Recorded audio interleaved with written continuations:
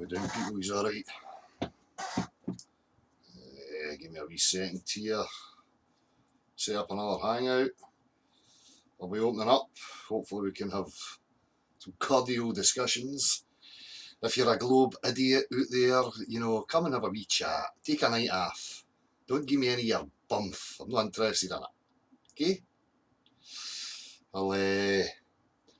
Hopefully I'll get a wee recording situation sorted out in the near future and I can get some more of that done. Anyway, where am I? Right, how are we doing, everybody? What are we saying to you?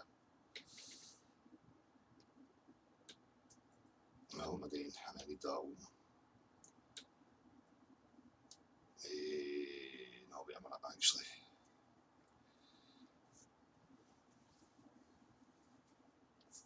I've never even ironed my t-shirt for you tonight or nothing. Look at it. Rebel. A fucking rebel.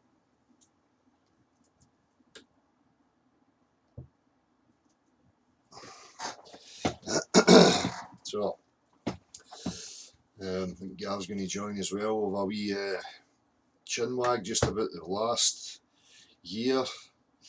Talk about some other channels as well. There's some other great people out there that I like listening to as well, so I'm going to do some shouting out of that, and then obviously open up and invite anybody. Let's have a wee discussion.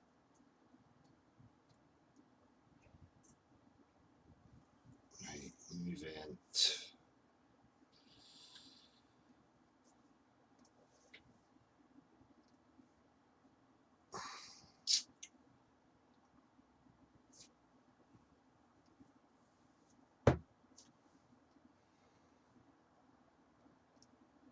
Let me just check and see if that's been picked up. 1, 2, 1, 2, 5. Smashing. Right, where am I? So, as I say, I'll be opening up just shortly. Hang on a wee second here. Oh,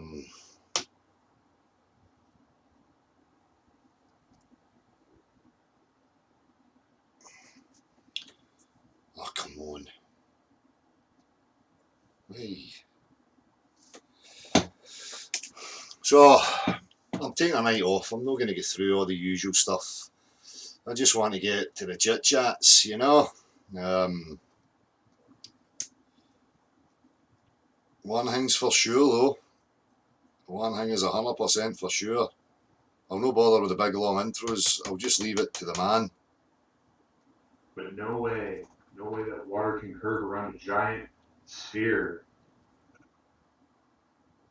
Do you hear that? Do you hear that?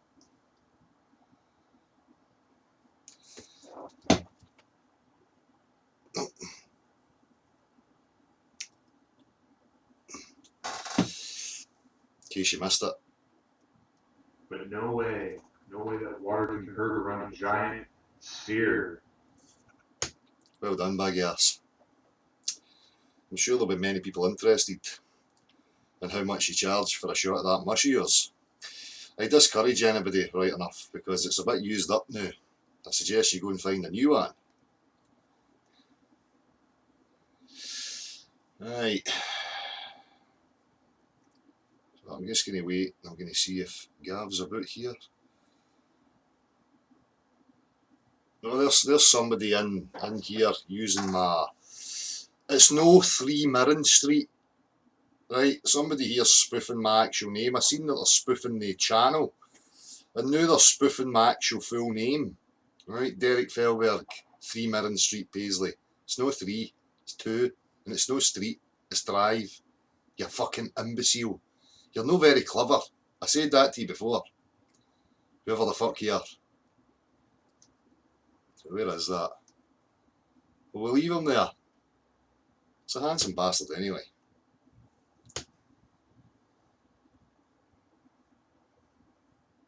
Fly Earth Female is another channel. Guys should check out. You guys should check out Fly Earth Female. Very good channel.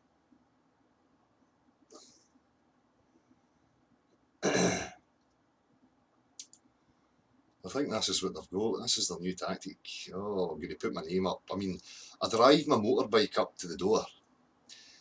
Anybody in their granny's dug know who I am and know where I live.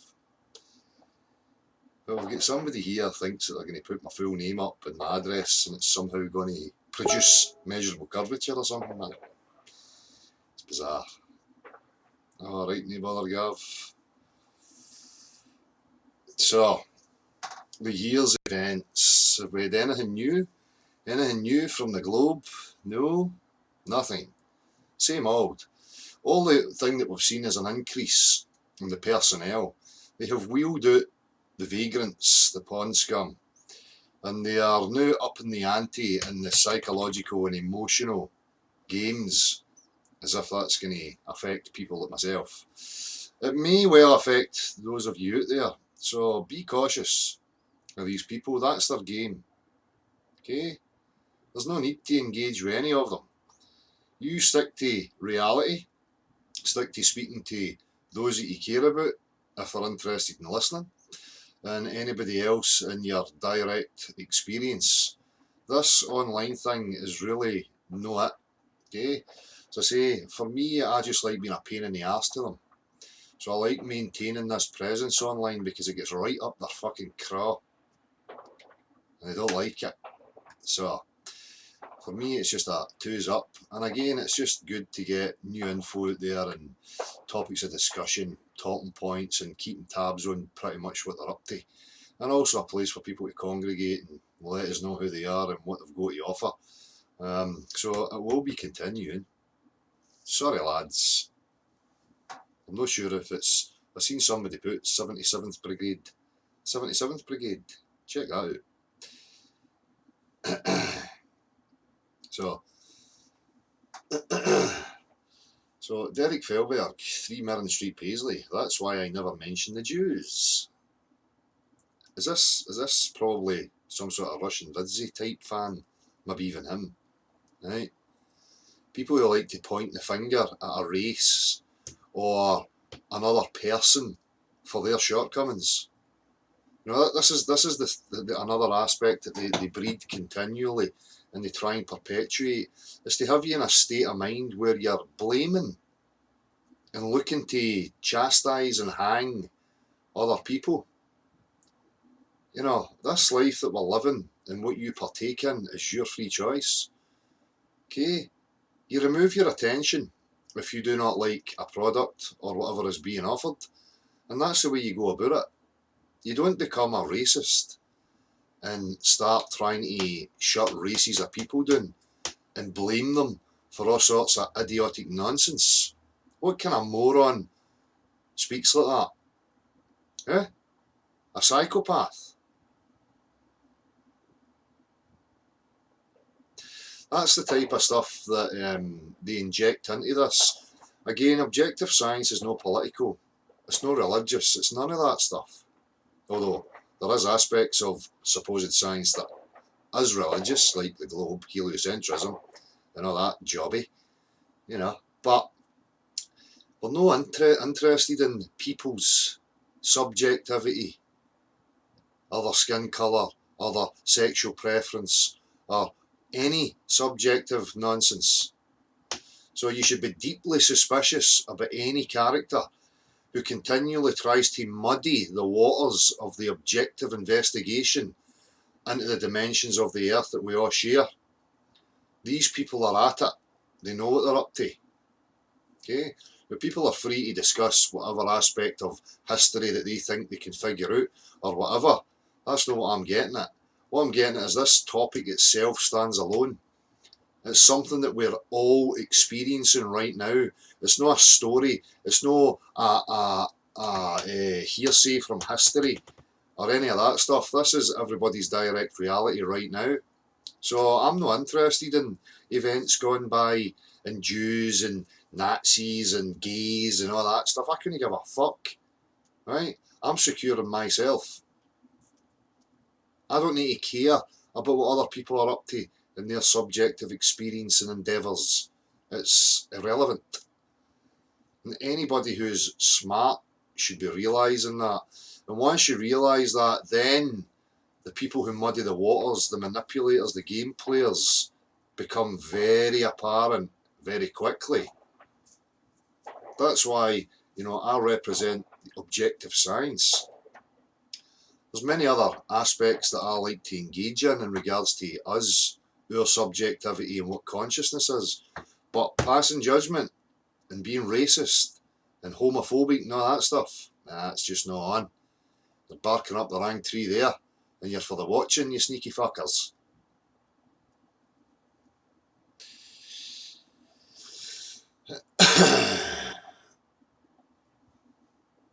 So how are we all doing, flat earth data? Yes, you should be questioning flat earth debate show now. It's perpetuating this dichotomy that it is a debate. They will be debating, they'll be debating visible proofsies because there is nothing tangible in a visible proofsy. So it's up for debate, it'll just go on and on for eternity. Right? We're interested in the tangible, three-dimensional world that we can access, that we can quantify. You can't quantify visibles. So stuff like that will perpetuate over and over and over. Maybe that's what it's about. Maybe people are milking it. I don't know. That's up to them. I defend their right to be and represent what they want. I don't judge them at a personal level or any of that stuff. I can only be me. You can only be you. You can only walk your walk. Mind your own fucking business. Okay? It's not that difficult. People really need to start evolving past all this fucking mental constraint stuff.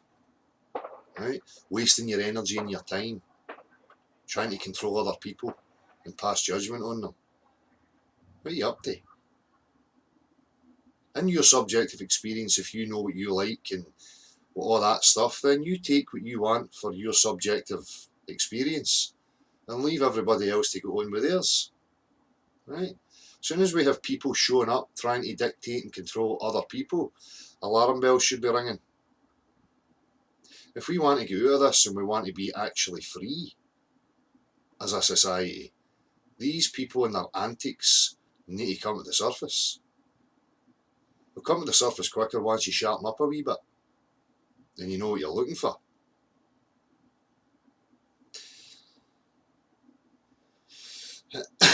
J-Bird, I always smile. I'm always smiling. Ask my family. Again, you know, don't be fooled by what you see online on a screen. Many times I go to say to you people, what you see on screens shouldn't be taken as anything. Take it with a pinch of salt. Discern the information that's being offered, the content that's being discussed and put on display. My antics, my characteristics, my facial expressions, who I am and my subjectivity has got nothing to do with it. Right?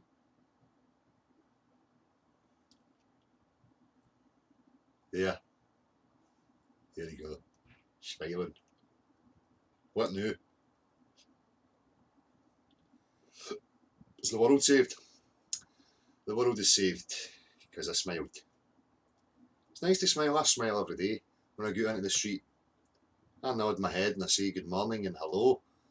And wee things like that make a big difference. Some of the things that we've lost now in our interactions with each other. Everybody's enclosed in fear, scared, don't want to make eye contact, don't want to pass nice gestures. Not because you're looking for anything back, just because it makes a difference. What a difference it makes when you walk out and you're greeted by a smile and a good morning. It's not that fucking hard. It is hard when people are in fear, depression, anxiety. I've been there. I know what it's like. I could not go to the shops until it was dark in case anybody wanted to speak to me or look me in the eyes. So I've been there. I know what it's like. I don't judge them. Doesn't make it any less annoying. But it's nice to be nice, you know? It takes very little effort.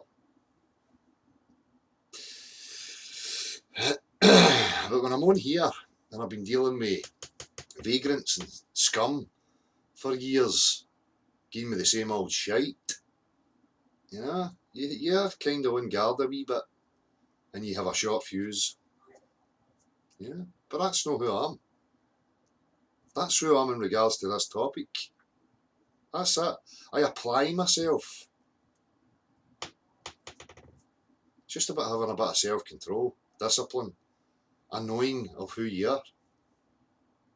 And then you can become a chameleon in any situation and apply yourself whatever way you see fit.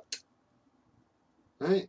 When it comes to idiotic nonsense, pseudoscience being pushed that has a detrimental effect on the psychology of another human being, that robs them of their foundation, I've got a wee bit of a fucking bee in my bonnet about that. I don't take too kindly to that. My fuse is about visible proofsies. It's about that much. It's metaphysical, but trust me, it's about that size. Right? I've just showed you there. Proofsies. Dell's fuse for nonsense is there. It's about that. It matches downstairs. The mad inch.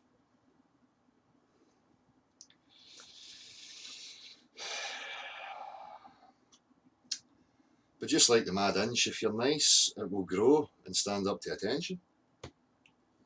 And just like my fuse, it will become longer the nicer you are. I hear noises. How are you, my man? How's it going, Gav?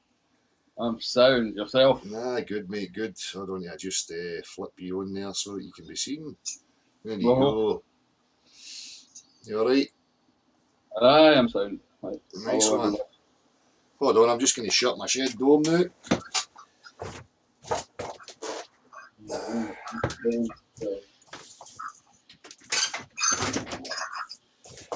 So, Gav, I thought we'd just kick it off with a wee review of anything new and past events over the year and what you've got to say. And well, there's been nothing new from the Globe side of the argument. I've yet to see any practical, demonstrable proof, Dale. We see the same old games and plays on Vision, but I think everybody's aware of that now and, has enough knowledge, I think, to be able to, how should I say, debunk the nonsense that they're giving us. Yeah. Well, as far as that's concerned, no new arguments, new faces, right enough. Mm-hmm. So they've certainly wheeled out a whole plethora of gimps and dysfunctionals, and I don't know what to call them. Even if I want to be nice, then they're still deluded. But I feel that they're more than that, Dale. These people that they're wheeling out, it's definitely part of an increased, how should I say, push to try and stifle this information and stifle flat Earth in general, or the people waking up, whatever you want to call it. Yeah. So yeah, it's going to be an interesting 2019, I think. Yes. Yeah. And I hope that people sharpen up a wee bit and they remove a lot of the fluff and their attention and their engagement in this topic.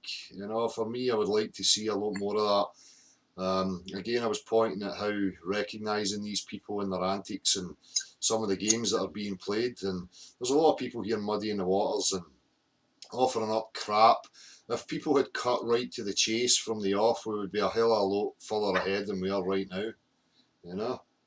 So, I would agree with that. I mean, there's always talk about the flat Earth not getting together because we're all individuals, but I think it's more to do with lots of people have their own agendas, right? Yeah. Being individuals fine, and coming together like me and you do and having discussions is perfectly reasonable. And I'm willing to do that with anybody, and I do. Right, but this whole idea of somehow garnering and owning the flat Earth for some other purpose, right? Just doesn't interest me, Dale. To be honest, I don't see it progressing that way. No, so. But that's the difference, mate. When you're just interested in getting to the root of the facts and stuff, none of that stuff influences you or as a driving influence in any way, shape, or form. It's about objectivity. Cutting to the mustard, getting right to the root of things and removing as much fluff as you possibly can. And there's no very much of that going on with people. People still get themselves caught up in nonsensical debates and arguments about a lot of crap that's irrelevant to the actual question, you know? And it seems to be always that, there's too much reacting going on to what the globe people are pushing, right? Yeah. And there's too much, how should I say, emphasis on somehow competing with them. I've got absolutely no inclination to compete with any of these, spastics that come to me and demand things, Yeah. As far as I'm concerned, Dale, I'm on the journey to try and find the truth out for myself. Yeah. If whatever I discover helps anybody else, then yahoo, yeah. Exactly. Everybody's welcome, and it's shown by example. I think that it's knowledge and that is the empowering factor here, and not getting lost in insults and debates about nonsense. You know what I mean? Defending some belief. Yeah. So. Yeah. As I say, I encourage that again moving forward.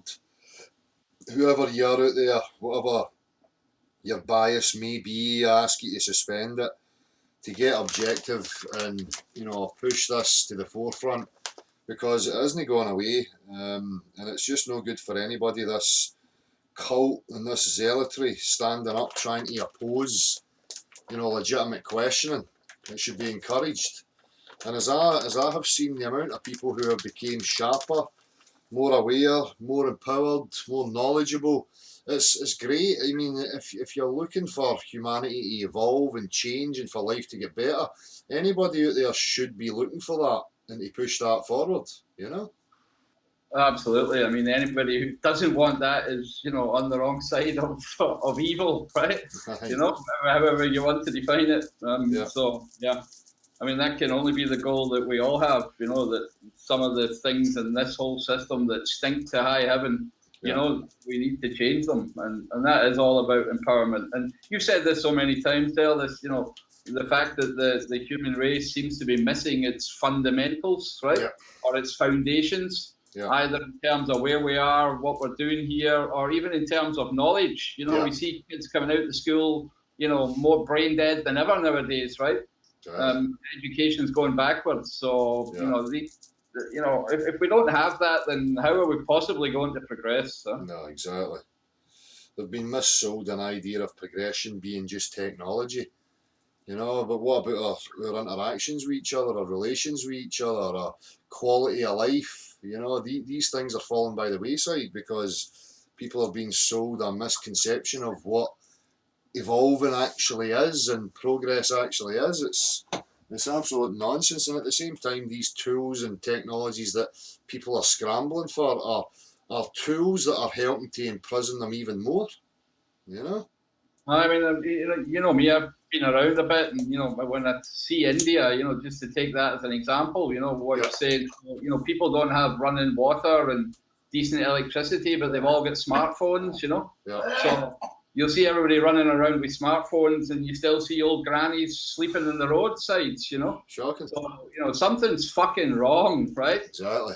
And anybody who misses it, they need a serious, think for themselves. Exactly.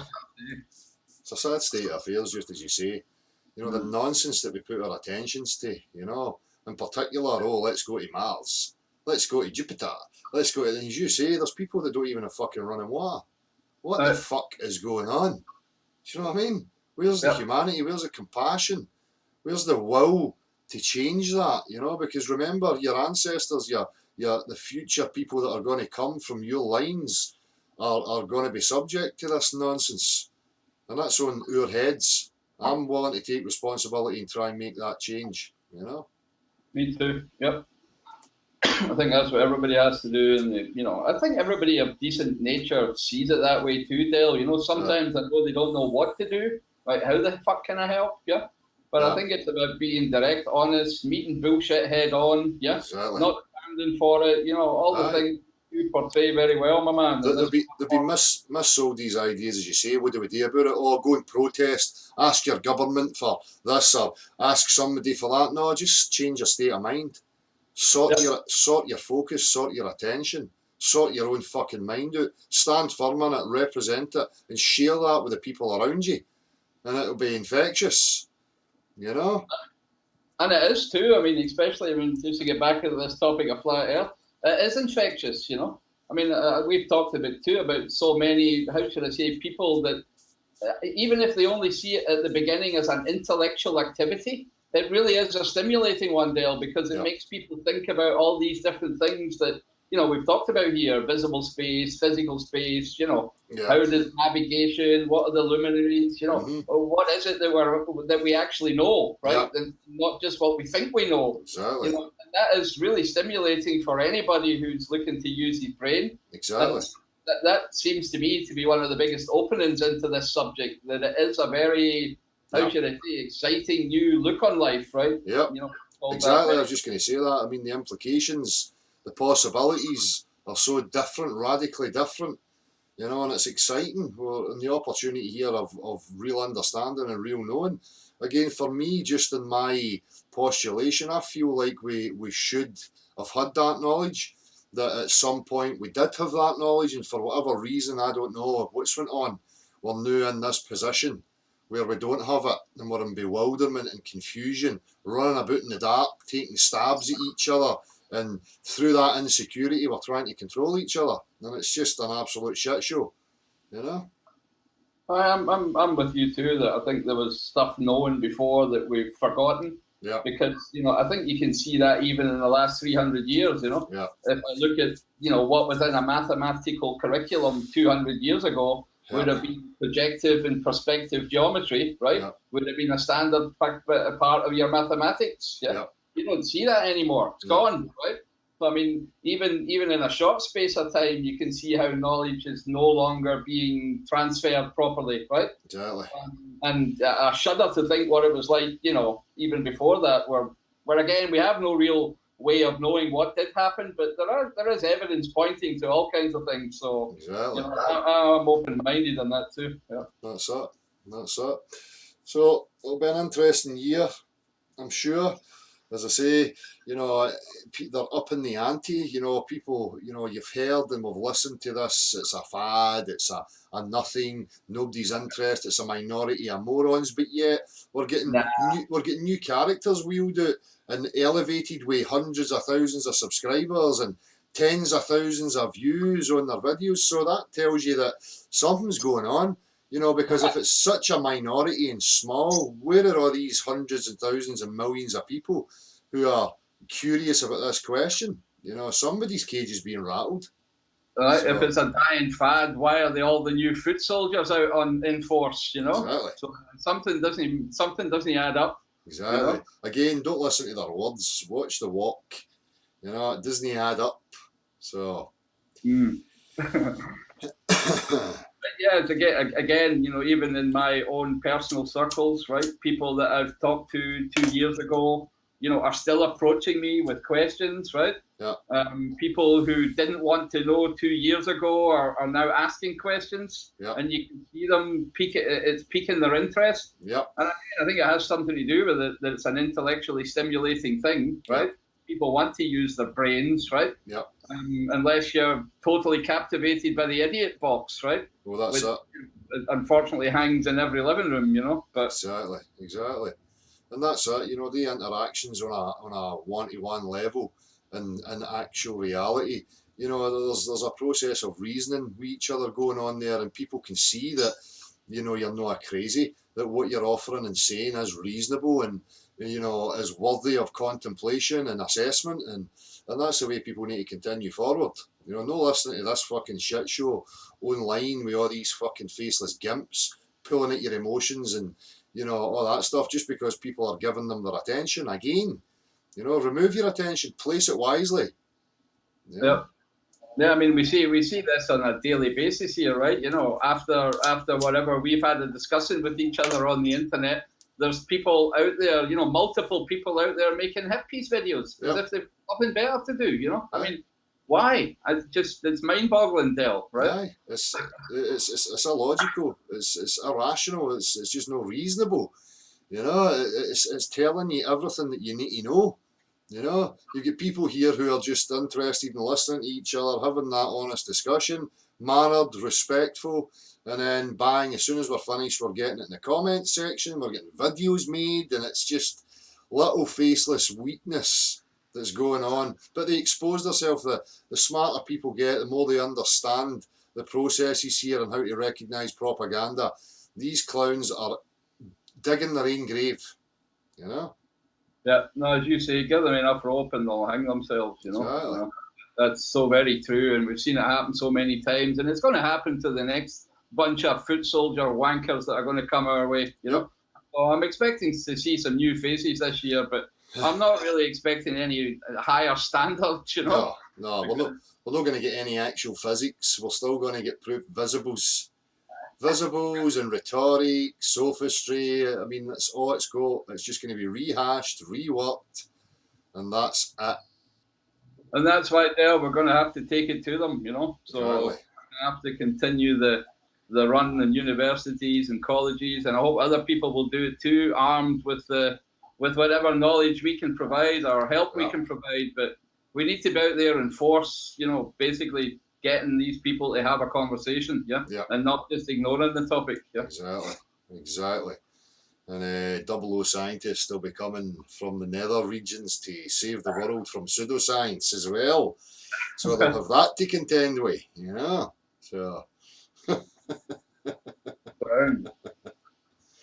But aye, I mean, I don't know if there's anything you want to add. I'm going to just share the link into the chat box, mate. And I was going to do just a wee brief presentation, if you fancy, Dale. Go for it. Just so that people. No, let me just share my screen. Yep.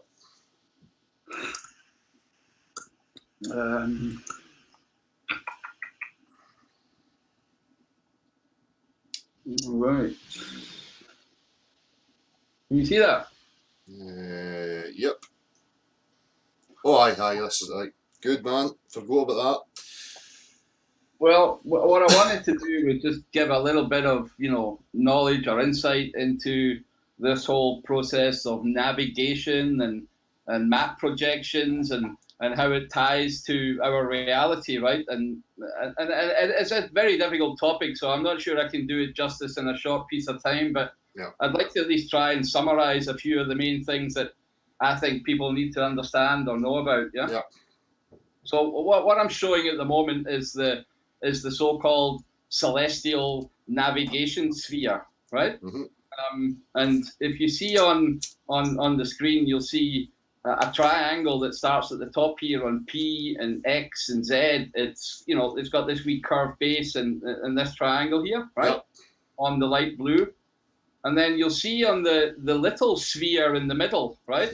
You'll see another triangle, which is basically the projection of this big triangle that's on the big celestial sphere down onto what they call the Earth, right? And the supposed ball that we're on,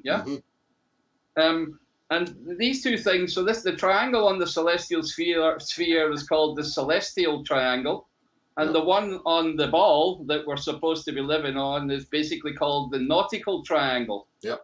And this whole setup is basically all you need to really understand to be able to navigate anywhere in the world, right? Because if you solve this triangle, the celestial triangle, with the help of almanacs and how should I say, ephemeris, so star catalogs, then you can basically say, well, okay, on the ball, I am at position A, for example, right? And basically what you're doing is you're taking sightings of luminaries, of lights in the sky. You're looking up tables that have been tabulated over thousands of years, so that you can basically solve these triangles using spherical geometry. And then once you've done that, then you theoretically know your position, at least on this supposed ball.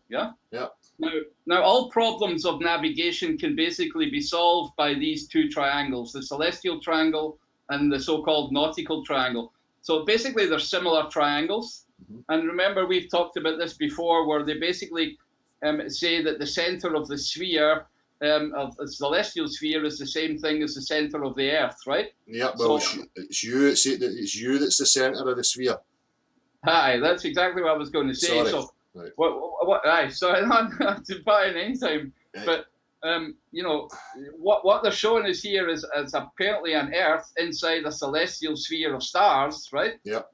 Hopefully, you know, we all know now that this all has something to do with vision. And what's actually being depicted here is more of the visible geometry that we've been talking about. But it's, you know, it's not called that, right? Yep. It's called something completely different, right? It's called celestial navigation and that kind of thing.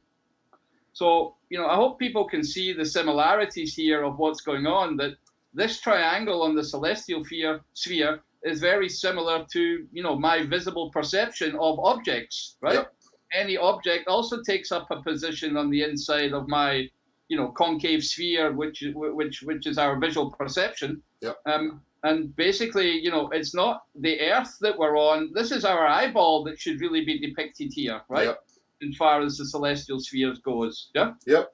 So, you know, there's quite a few, how should I say, intricacies and details to this, which I'm definitely going to be doing some presentations on. But you know, the main thing that I want people to take away is that the solving of this triangle, this nautical triangle, is how people navigate all over the world. And you hear all the time that, oh, it can only be a globe because only on a globe does the navigation work, right? Yeah.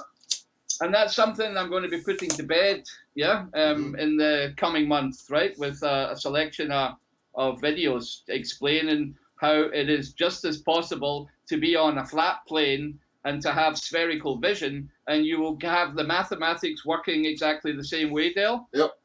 So that, you know, all of the mathematics that, you know, they use to try and prove their globe actually just works in our favor too, as long as we restate the definitions and the words, right, to conform with visual geometry.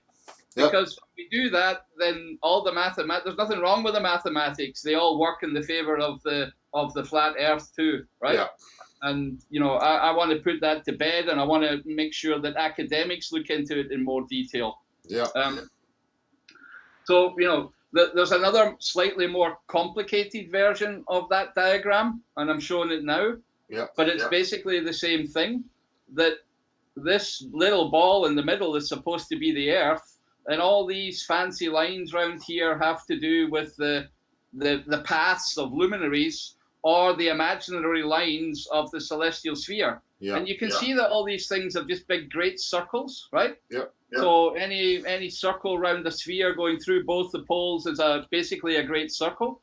So that the whole of this geometry has everything to do with circles, right? Yeah. Whether they're on a sphere or whether you've got a circle on a plane. Yeah. Right? And we know that circles on planes can be scaled, you know, and there are coordinate systems that we use for that, called polar coordinates, for example, which will work just as well as spherical coordinates on a ball, with the only exception that instead of calling the polar coordinates by the names that mathematicians call them nowadays, we just change the words to also call it latitude and longitude. Yep. And then all these things still work, right? If you factor in vision. So some simple changes of words and definitions and understanding how the geometry of vision works gives you all the explanations that you need to be able to navigate. So that's one thing I really want to push, because I'm fed up hearing that argument that it only works on a ball. No, well, it was done before that, before anybody thought it was a ball. Exactly. And it's more of a lost knowledge, right? Yeah. It's more the case that, you know, nowadays, you know, if you look back at, you know, Ptolemy's version of the world where they thought, you know, everything was stationary and the stars were moving around you, that is also the assumption that you make in celestial navigation to this very day, Dale. Yep. Right? If you got that there. How do you mean? You know, the thing we were looking at earlier, the descriptor. The descriptor? I remember the wee page where it was saying that. All right. Hold on, let me try and find that. I think it's in this one, is it? Yeah. Yeah, this was it. That's the one you mean, was it? That's the very one. All right. This is, by the way, a very good wee website for people who want to look into this in more detail. It's called harry144.com. I just chanced upon it. But on that website, the guy's got a kind of whole, information about celestial navigation. Yeah. And a very interesting thing was this whole idea of how, to navigate, you have to go through some certain steps. You have to take a sighting of something, right? In this case, it's a sighting of a lighthouse, but it could just as well also be a light in the sky, right? Yeah. Where you don't know the correct altitude of that light in the sky. Yeah. Yeah. But you've maybe got two people who are going to measure the angle to that light in the sky. So there's a guy here, you, and a guy here called me, right? Mm-hmm. And obviously, if I'm further away from this light, then my angle's going to be smaller, yeah, right? And if I'm closer to the light, then my angle's going to be bigger. Which is exactly the way we measure Polaris, for example, right? Yeah. There's no difference. But if you're out on water and you have a formless, featureless surface, the way water is, right? Mm-hmm. It's always level. Yeah. Then you have no markings, so you have no way of actually measuring distance properly. So all you can do is take two different sightings from two different places and then compare the measurement that you've made. Yeah. So if, for example, this guy measures this to be whatever, 30 degrees in 10 minutes, let's say, and this guy here measures it to be 30 degrees in 20 minutes, then there's actually practically in navigation, what they do is they say, well, okay, the difference of his altitude and the to my altitude is, let's say, 10 minutes. Mm-hmm. And what you do is you then define 1 nautical mile as that length needed to see a difference in altitude of 1 minute, of yeah. 1 arc minute, right? So basically, if we want to know how far apart we are, then we both measure to a light in the sky, right? Yeah. And then we know at least who is closer to the light, yeah. who is further away, and what the distance is apart from yeah. each of us. Yeah. Yeah. And that's using Euclidean principles right there. So, yeah.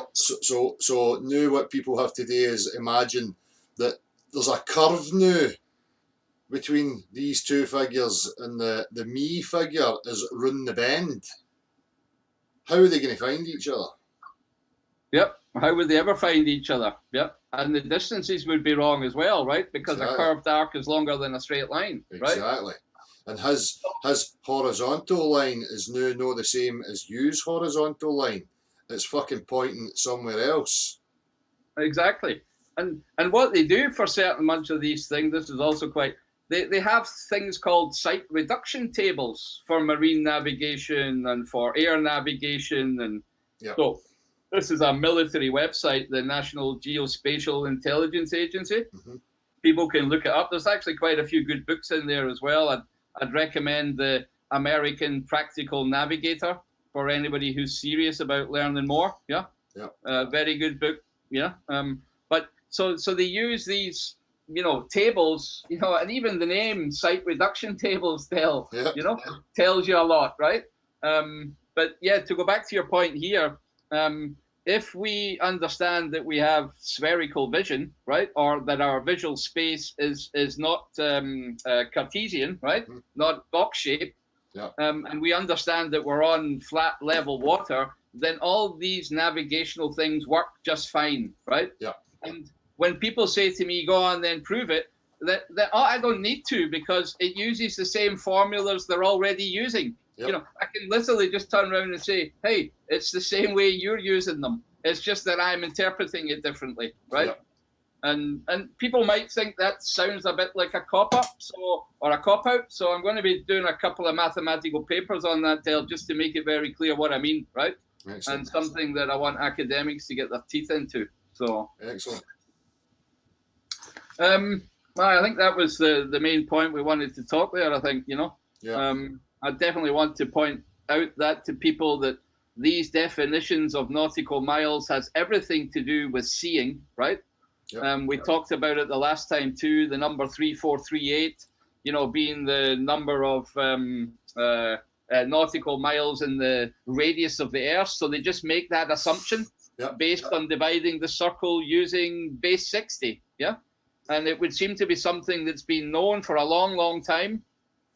celestial navigation is no longer part of any curriculum either, just like the trivium and just like perspective. Yeah. So these things are being, removed from our education, let's say, and being replaced with ever more TV screens and images and movies and bullshit, right? And people are losing that knowledge, and people can tell them anything and they'll believe it. Exactly. So as far as I'm concerned, it's empowering to regain this knowledge and try and get it out there for other people to understand. Yeah, totally agree, mate. Totally agree. So people need to be clear. The tangible world is Cartesian, planar. That's what we know, that's how we operate, that's how we apply ourselves. The visible world is different. Spherical geometry required for that.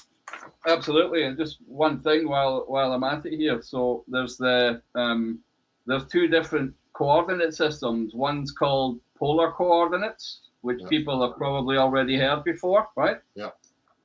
Which is basically just like concentric circles, right? Yeah.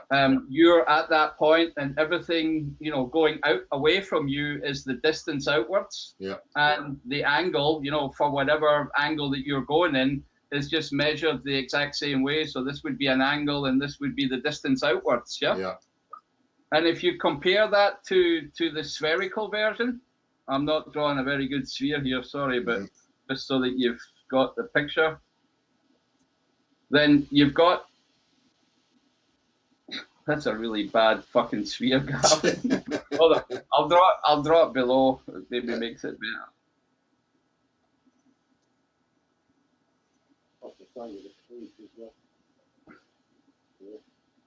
So there you've got the sphere. I hope you guys can kind of see that, right? Yeah.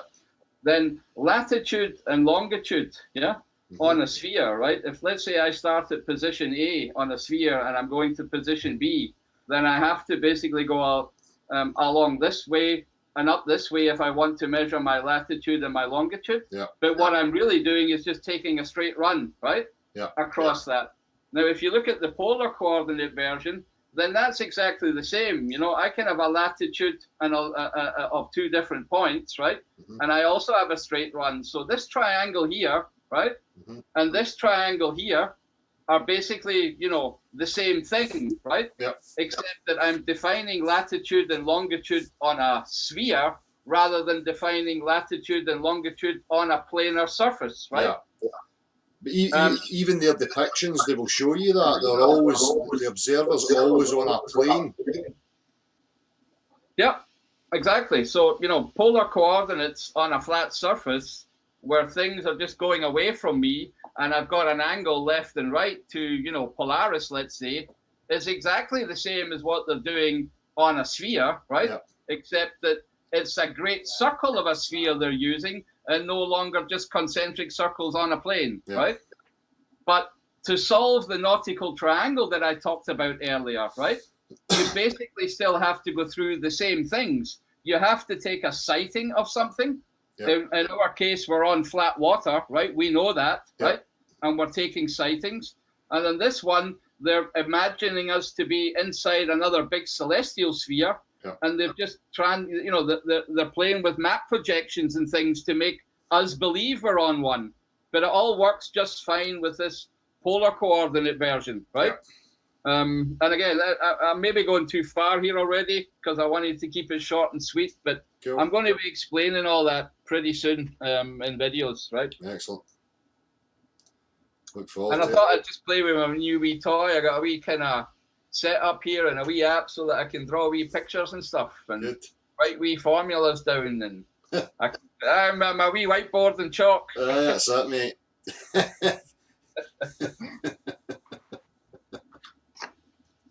But anyway. Aye, well, we'll look forward to that, Yeah, well, I hope you're going to be part of it so that I can explain it to yourself and you can ask pertinent questions and all that, my man. Of course, so. As always, mate, as always. Yeah. I need people to bounce it off, so. Excellent. Yeah, I look forward to it, mate. So, I think we'll just open up, mate. Keep it light. As I say, I'm not interested in any, pissing contests this evening. So if you're a Globe disciple, try a different approach. Let's see if you get something let's see if you can just be social and have a balanced interaction. Well, I'm willing to give them another chance. Aye, that's it. Exactly. So the link's been posted, Gav. I'm just going to switch that window off just in case they jump in with any nonsense straight away, mate. So you're still there, right enough. I can hear you. I can see you. Right. So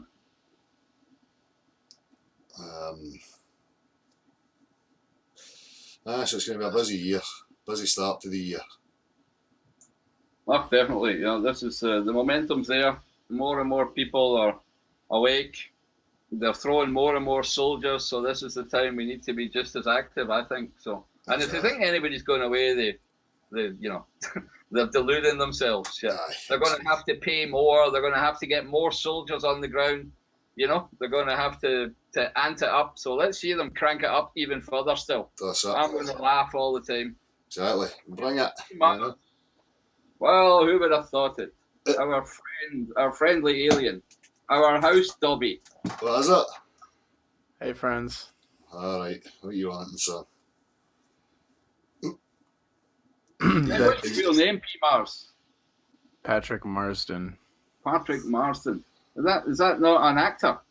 Is that not number 6? Yeah, it is an actor. Yeah. So what's your real name then? That's my real name. Is it? Yeah, that's what P. Mars stands for. Yeah, very, very windswept and interesting. Smashing. So, if you came with some sort of discussion in mind, or are you just going to show us your usual fucking nonsense? Well, there's one way we can prove the Earth is a sphere. Were you guys proving the Earth is a sphere with the longitude and latitude? So No. Did you guys figure it out? No, it's just it's way above you, P. Miles. I wouldn't even go there, mate, I found this interesting proof people used before NASA existed with the earthquakes, right? And seismic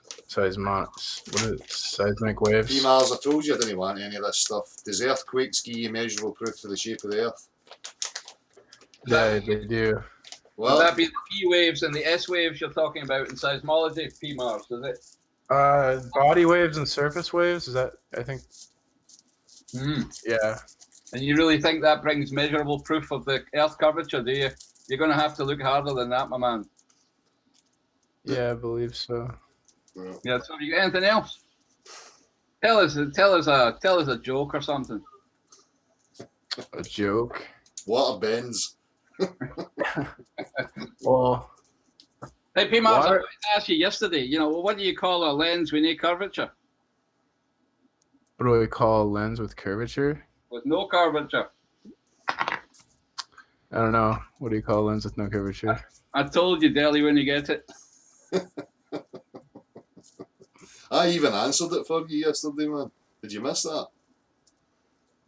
I'm incredibly autistic. All right, that explains a lot.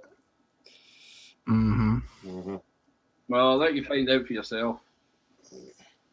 I think time zones prove the Earth is a sphere, right? What, splitting the Earth into 24 time zones of 15 degrees each to measure an hour of the sun's apparent motion? You got to be kidding. Mr. Grimm is always saying that, the equinox is a good evidence. You need to start thinking for yourself, P. Miles, and stop listening to fucking morons, mate. Do yourself a favour. If you're autistic, you're hanging about in the wrong circles. These people are no good for you. They're making you stupid. They're ripping the piss out you, laughing at you. And now you're up here and you're presenting yourself in a very bad light all the time. This is going to snowball, P. Miles, whether you like it or not, or even are capable of realising it. So, you're not doing yourself any favours, mate. You'll be buried under an avalanche of shit, P. Mars. See, people like us would look out for you. People like us would do the right thing by you, We wouldn't just use you and take the piss out you, but hey ho, that's your choices, my man, This sounds like a recruitment pitch from a cult. Mm-hmm. We don't want you. We don't want you anywhere near us. There's a member vetting process. You need to answer the question about the lens. We need curvature, otherwise you can't get in. You still no go with it? A lens with no curvature, PMARS, come on. Type into Google, you're usually good at having a wee script and typing into Google. Type in a lens with no curve. See what it tells you. Ask Alexis, or what's her name? When I type that into Google, I get a Quora thing. Can somebody please show me the Earth's curve without a fisheye lens? All right. Just look at the window. Look at the window, PMARS. There's a clue in there. PMARS, look at the window. It kind of looks like Soundly's photograph when I look out the window. PMARS, like do you really think a photograph like a visible is measurable scientific proof of something? Measurable science. I don't really understand your question. See what I mean? Why are you involved in this whole topic when you don't understand simple things? You know? You're making your question complex. It's not complex. It's complex to you, but it's not that complex. Do you think that? Do you think, PMARS? I'll ask you, right? See if I asked you to go outside and look through the window. By the way, a lens with no curve is a window. But if you were to go and look out the window at something in the distance, do you think you could measure it for me just by looking at it? No, I definitely couldn't. Right. So why do you keep going on about visible stuff then, and think that it proves something? Well, I think it's evidence. But we're not interested in evidence. It's not a court case. It's not like we're trying to sway people into a cult. That's what you're up to. You want to sway people into a cult by cherry picking nonsense that's no measurable scientific proof. You know, you've been shown this and said it to you a million times, and you just don't seem to grasp it. I mean, it's empowering to you. It would make you sharper and smarter so that you don't keep making an arse of yourself. Stop trying to pass visible stuff off as some sort of measurable proof. Weren't you guys just doing that? With the visuals? Because you can't. With the visuals? Because you can't. I thought it was about water. I'm speaking just now, son. Just you fucking learn some manners. You know, I've just showed you, PMARS. You can't measure things just by looking at them. Would you agree or disagree? I agree that you can't by looking at them with your eye, but I believe you can use. There's a device called a theodolite that geodetic surveyors use. What's a theodolite based on, PMARS? What is it based on? Aye. And you have to look through it or anything like that, PMARS. Yeah. Right. It's based on our sense experience, right? Right, and this thing as well, PMARS, do you understand that in reality the floor and the sky never meet each other? So if you define the floor as your horizon, then the floor will never intersect the centre of any crosshair, because in reality the floor never goes beyond that central point. Do you understand? So again, these people are ripping the piss out you, PMARS, and laughing at you.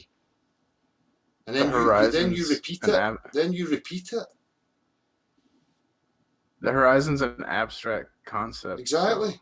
So why are people using visibles, theodolites, crosshairs, looking through lenses and making assumptions and professing it's proofs of things?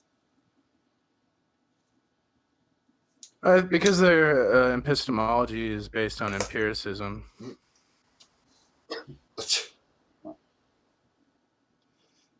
Russian vids, what you saying? Yeah, what you got to say here?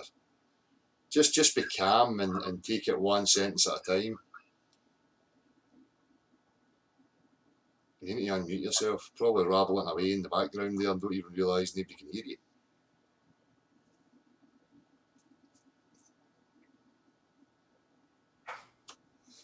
I think it's suspicious how Russian vids was promoted by the mainstream media. Would any other person like to join? It'd be great to see somebody else. Hopefully with something more stimulating. Bad publicity is still publicity. PMARS, hold on. Bottom line is this, guys. You guys talk about water all the time. What's up with the demonstration by Gav of the luminaries and visuals? What's up with that? Let's be consistent here. We're talking about what's being done. Russian, but you're another one. Who cares what's going on in the sky, Del? Who cares what's going on in the sky? It's got fuck all to do with what's going on in the sky. We're talking about the geometry of vision. You absolute muppet, son. You're just on here bumping your gums. Consistent. Dig and no offense, you're on here digging a bigger fucking hole for yourself. We're talking about the geometry of vision and what's being done. You doing that. Russian vids, fuck off, son. You see, just see what I mean. People, look at this prick. Look at him. He's not even got ability to listen. I'm okay with you doing that. He's not even got ability. Dell has to be consistent with everybody. He's not. We are consistent. We are consistent. Russian vids is just too thick to understand. It's okay for Gav to do it, but not me. Russian vids is too thick to understand what we're talking about. We're not using vision as a proof of anything. Are we, Gav? Then what's the point of Gav's demonstration? What's the point? Well, what we're trying to do is show the people that the fact that the geometry of visual space has been ignored, and trying to look through the mathematical problems that are involved with not having that proper discernment through the whole of all sciences, and why it makes people believe that they're on an Earth that is a spinning ball. So, it's a completely different thing. We are not showing we're not showing images and saying this is proof of something. Russian vids, you better stop. You better stop butting in, son, and trying to stamp some sort of authority. You're a wee plastic wank, right? You're nothing to us. I don't have a problem with you. Fuck off. Shut up, Del. But somebody in the chat, one of my mods, can you ban that fucking illogical piece of shit? He's no welcome here. Just ban him. Get him to fuck. Sticking my name up and thinking he's a fucking smart ass. A wee wank. Faceless gimp. So...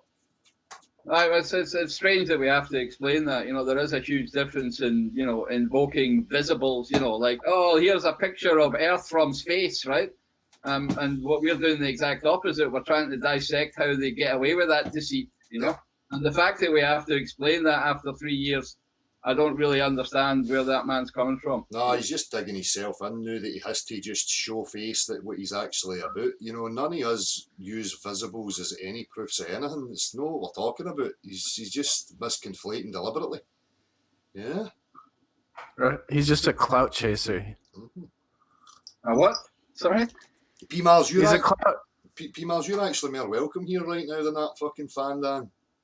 You've moved up. You've moved up the ladder. You know what I mean? As the how should I say, the attributes of all the other people sinks to a new low. P-Mars, you actually just keep increasing upwards. Yeah, we might actually start to like you. Hey, I'll take it. I know you'd take it in probably. Who's this? Karen. That's somebody I know. That face.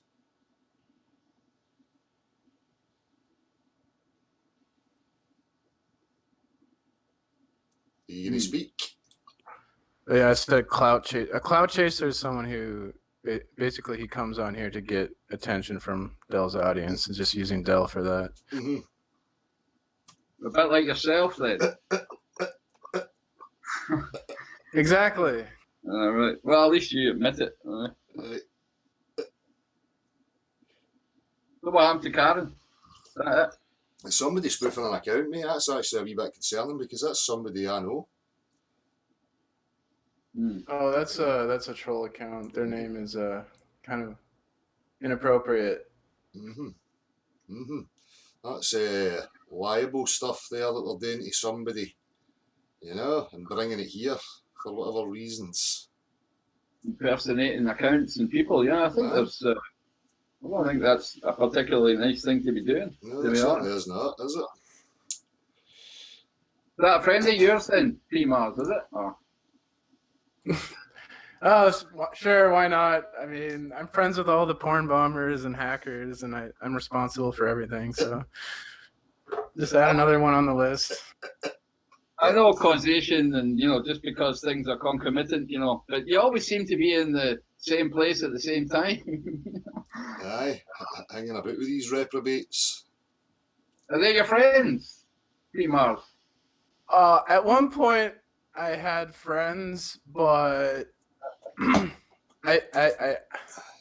don't know, man. I have a hard time getting along with people, so no, I don't really have too many friends in the shit on the ball side. or the flat earth side. So these people that you move with, they don't do you any favours. You know, they're no helping to push you on, make you better. You know. Yeah, I was spending a lot of times in Ball Earth discords, and it was just it's really toxic environment. So I got myself banned, but I challenge because I do believe in a lot of conspiracies, and I believe we're indoctrinated and brainwashed and all that stuff by education and entertainment. So I agree with the flat earthers on some things. I'm kind of more of a middle of the road type person, so neither side will really like me. So that's what happens. Well, I don't get any like or dislike for you. I don't know you. Do you really think that we had any kind of, subjective emotional attachment to people like yourself or any of that stuff? Is that really what you people think is going on? Because you continually try all that stuff at that kind of level as if it's going to make a difference. I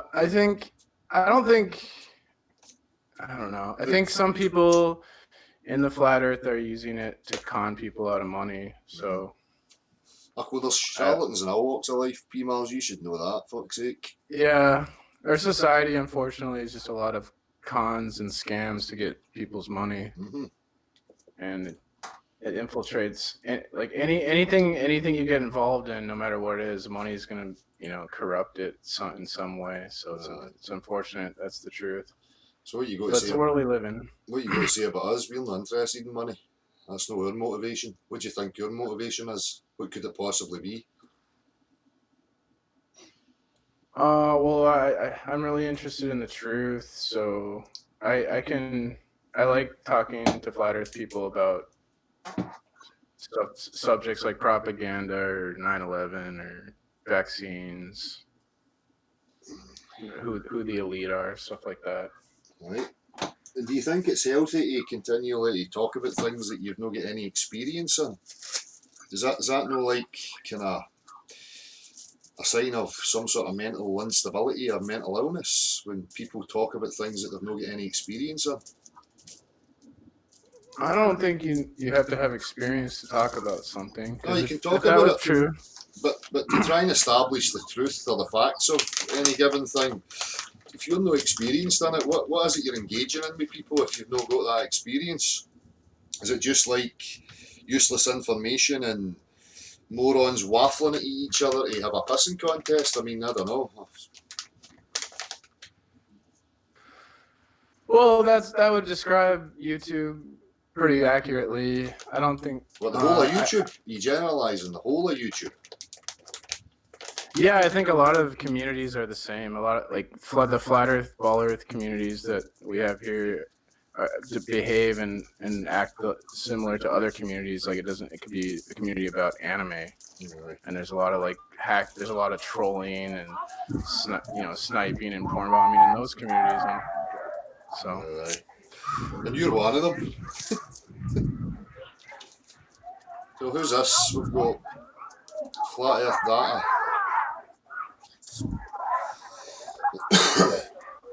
Flat Earth Data. If we had this account on before. I'm not sure. He's not saying anything. I've talked to him before. I don't know who it is. Hello. Hello. How is everybody today? Very good, very good. How you doing, Dale? Good, my man. That's good. That's good. I'm just thinking about this exponential curvature idea, and I'm about to do some math, some scaling, downsizing scaling.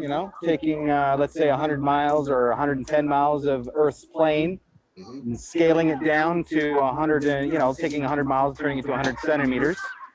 Or let's say, let me rephrase that. Let's say 172 centimeters is equal to about 5.6 feet.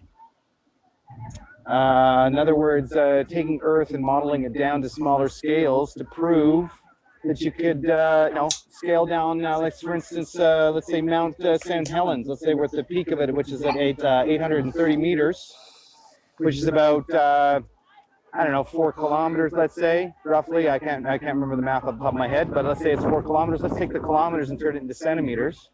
Let's scale that down to 4 centimeters, and let's do Mount Rainier that way. Let's do Mount Hood that way, Mount Adams, and let's even do St. Jefferson's or Mount Jefferson's that way.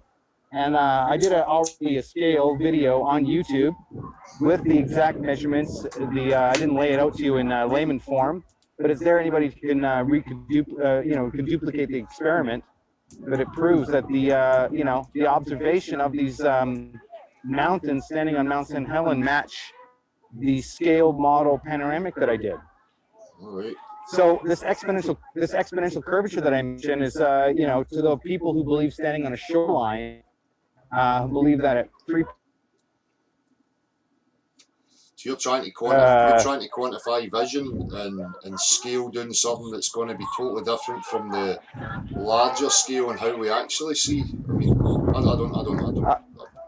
I couldn't hear that. I couldn't hear that clearly. I don't know if you guys can hear me clearly, but like I'll give you an example. Exponential curve stands from the point of standing at the shore, and let's say at average height is 6 feet, and you're looking out, and the horizon matches a 3.87 mile horizon line, and they seem to forget that that's all good and dandy, and claim that boats go past that. But then they forget about the exponential curve after that. In other words, if there is indeed curvature at 4 miles, surpassing a 10 or 20 mile proximeter, that you should be able to elevate and see this noticeable curvature. Well, that's the fact that it hasn't been discussed or even present in any YouTube channel blows my mind. No. Because you're all talking about exponential curvature, and all it takes is to see the curvature would be to rise in the air. Well, that's what I've said this a million times, mate. I don't know if you've missed it. I've said this. I made a video last year on regards to this. That if somebody's postulating to me something's going over the curve, elevate a camera from that point and show that you have to angle down. And also, when people think a sun's setting, then what you should be able to do is to elevate up and look down the curve that's curving away and see across thousands of miles of curving away Earth and see a sun going down. Anybody can conclude that horizon or horizontal means center of frame. It means the center of vision, whether it be a camera or your eyes. It's center of frame. So it should be a well-known practice. We're trying to that if you're going to take a camera, make sure that it's center of frame. Don't tilt it up. Don't tilt it down. Yeah. Now listen, I challenge any glober on the page listening to you, Del, right now to show me a scale model of curvature matching at 100 miles. They say the curvature matches 6,066 feet. Yeah. Well, I'll be in real life. Now, I just posted a video online. It's called the Mississippi Basin Model, and it's a model that was done over, I think it's 41% of the United States, and it's one of the largest models in the world ever designed by the United States government. And guess who designed it, Del? Guess who made it? Prisoners of war. Italian prisoners and German prisoners made this model scale in the United States in 1943. This model scale had mountains the size of 50 feet in the air. Now, let me ask you a question, Adele. Do you think they applied curvature over 15,000 square miles? Nope. So I urge anybody who is looking for tangible, real, empirical experience in real time to model their curvature at 100 miles, downscale it to, centimeters or whatever you want to do the conversion, and please show me these objects that are going in the distance. As far as I understand it, they shrink in distance due to, distance, and the angular resolution becomes smaller due to distance, not because curvature and not because anything else. Now, Galileo and Pascal had an argument. Galileo negated atmospheric rules. He didn't want to admit that the atmosphere caused any issues, and Pascal disagreed with him. So if anybody wants to go, I also posted a video on my channel about Pascal's law, which substantiates Earth as an enclosed system with scientific evidence. Anybody who wants to refute it, this is how they refute it. They use balloons, which I then counteract saying, well, if you're going to use a balloon, you're containing the pressure. for your example. So please show me where you can do that in real life without a barrier. Needless to say, I'm ranting. I've had a little bit of rum there, Dill. I'm in Jamaica, having some fun. I love listening to your show. I just wanted to leave it with that and say thank you so much and chat later. Cheers. Enjoy. Aye, and that's exactly it. I'll be demonstrating these things as well. Obviously, you know, when a camera's level, I've done the videos on this a few videos back. You know, the centre of the lens, if it's parallel with the earth and actually properly levelled, the horizon would actually intersect the centre of the image. And that's known, it's known in artistry as well. But the other aspect of scaling, I'm going to be showing that as well. That anything in reality that's real, that's an actual substance, tangible, real aspect of our reality can be shown and scaled from the micro to the macro, and I'll show every facet that can be done, and then I'm going to put that challenge out there to the globe. Let's see a scale model now, because if it's real, you should be able to actually scale it. A real model, a representation with real components that make up and comprise the actual objective world. So we'll see if they step up to that challenge. I will certainly be stepping up to the challenge. I could make any sort of level earth model, and I know, and everybody knows in confidence, that they could do that, but you can't do that with a globe. But yet everything else that's real, that can be done with. So guess what? If you can't do that, it's not real. Well, that's the thing, Dale. You know, there's only, you know, you can scale in planar geometry, but you can't scale in spherical geometry. Yeah.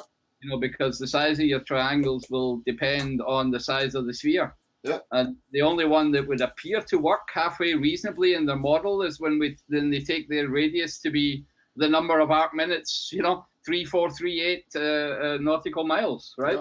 Yeah. That's the one that would appear to work then properly with our visual perception. Yeah. Yeah. Mm-hmm. So, but they can't make a scale model, not possible, right? Because things don't scale on spheres. No, and they couldn't use the real, you know, elements of our world to make up the actual phys. I'm talking about a physical model, Gav, not a concept, you know. Yeah, no, I know what you mean, but there were the substances that have got no fucking chance, but they can't even do it mathematically. Exactly. Yeah, everything else that is real can be done with, you know. Yeah. So they're going to have real issues here coming into this new year. You know, I'll be calling them out in every front and putting the challenge up there for them, and we'll watch them scramble. You know. Oh, forward to it. It's going to be good. Exactly. What you got to say about that, P. Mars? You don't think that you can't? It's a bit worrying that you can't scale model your beliefs. Well, I think the globe model makes accurate predictions to what we see in the real world. So I think that's evidence. But the real world came first. P. Mars, you defining what you're seeing and then making, you know, mathematical models based on things that are already here and moving. You know, the globe proponents never created these things. They just devised a way to, you know, interpret what they were seeing. But that doesn't prove their interpretation. Do you know what I mean? So if you can't scale model it and represent it as it actually is and demonstrate it, you're going to have a real problem there, mate. That should be telling you something. Yeah, I agree that it doesn't prove it, but I just think it's strong evidence that it's accurate. But you're right, because they did have a mathematical geocentric system that predicted how the stars moved in the sky. So can you demonstrate? It's still the way they do it. PMARS in navigation today. Now we've got a spoofing of my sister. She's actually very, very pretty.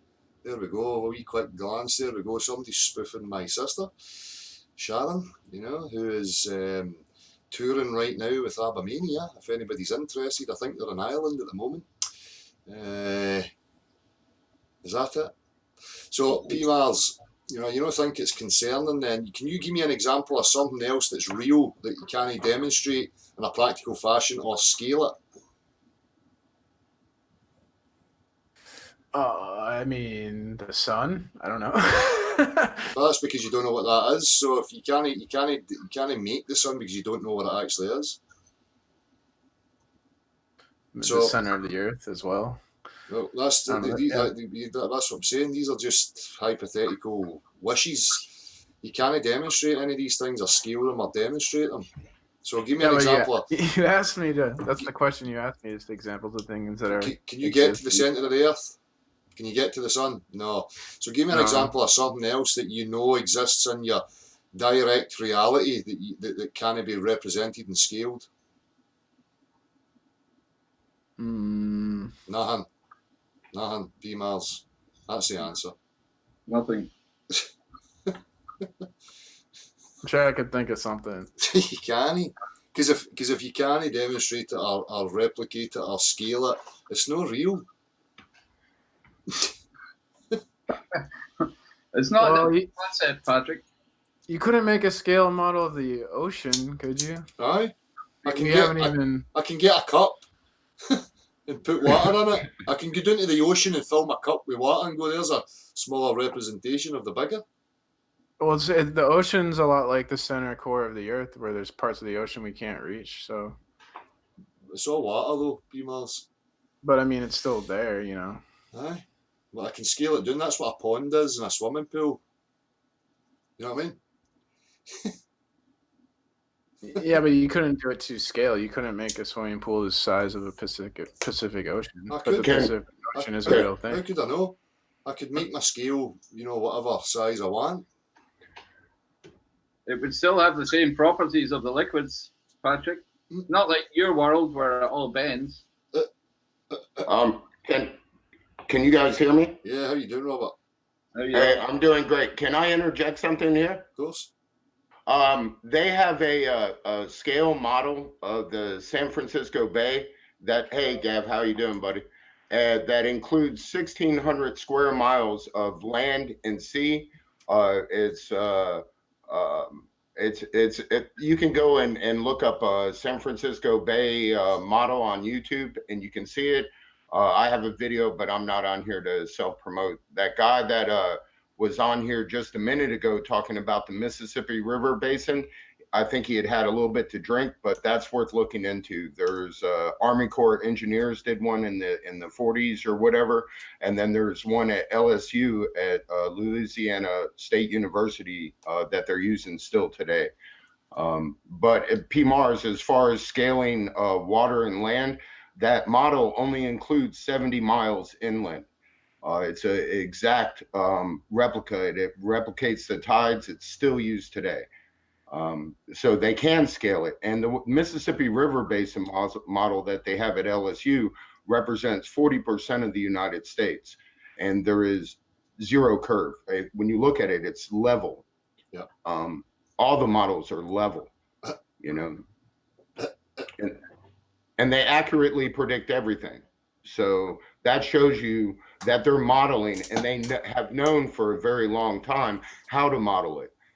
If you look at the one that was originally done by the Army Corps engineers on Louisiana, on the Mississippi River Basin, it took up over 200 acres. They used to have tours that people could go and visit, and they. But anyway, when you look at it from a plane and everything, and some of the shots that you see of it, you can tell that the tops of it were all even level, and they accurately represented the topography of the United States. So much so that countries like China that were prone to flooding went to the San Francisco Bay model into the Chinese, but I assume that they've done large scale models, and I would venture to guess that they're also of a level plane. I mean, clearly the United States is level. Yeah. So. Excellent. I don't know. Robert Matthews there. If you click the three dots, you'll go to his channel. He has the video on there on his channel. Then everybody can go and look at it for themselves. What are you going to say about that, P-Mars? Together. It really is good. It's been a long time coming, but it's something that needs to happen, I think, Right. No, it's not me. That's not me speaking, mate. It's just this fucking moron coming in and playing stuff.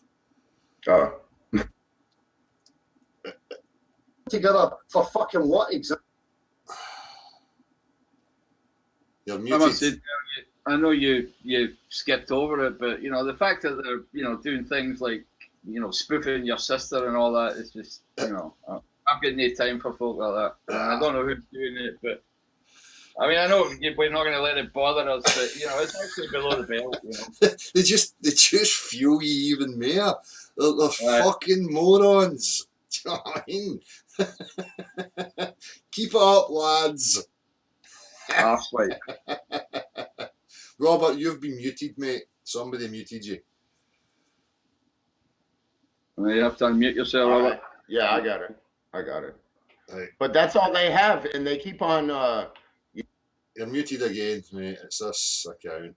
They keep on showing their true colors, by doing this, lacking any facts. I mean, that LSU model, they spent $18 million to produce this model. If anybody watches those videos, there's no questioning that they know, I mean, exactly what it is, and if our country's like that, that means that more than likely, everybody's country is like that. So we're looking, and we know how the water behaves.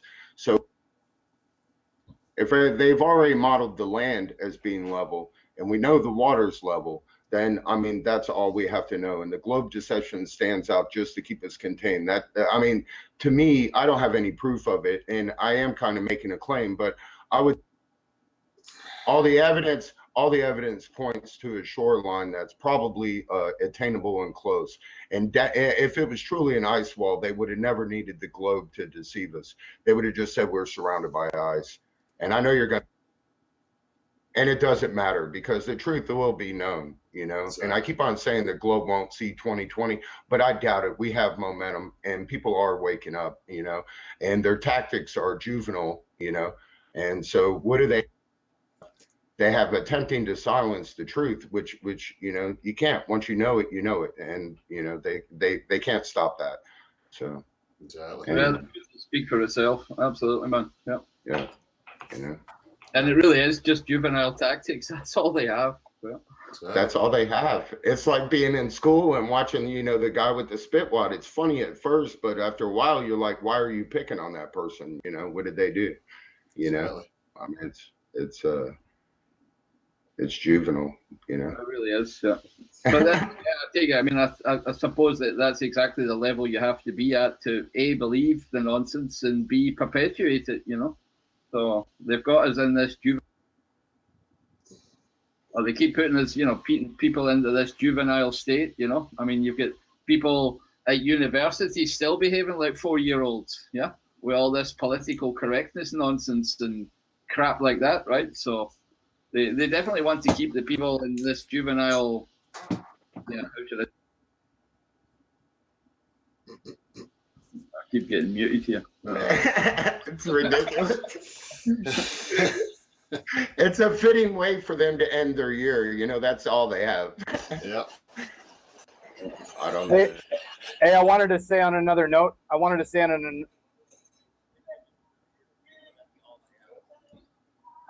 this on an ending note for you that. Your voice is gone.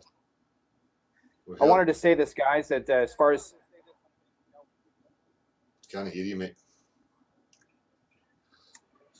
Hey, listen, I wanted to tell you guys.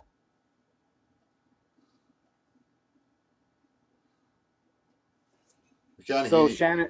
Shannon, stop blocking me there. So Dell, 2019, I just want to give you a heads up.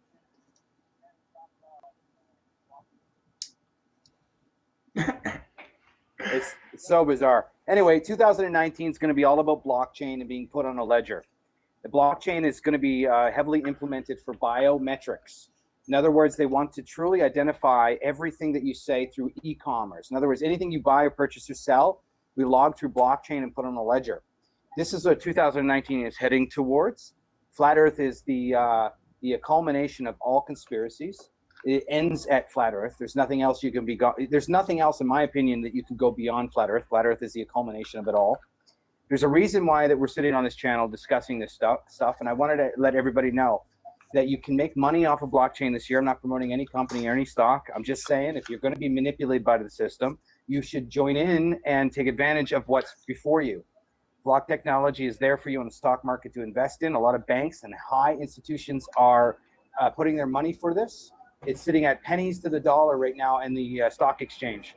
I want everybody who believes in the creation of Earth to do well.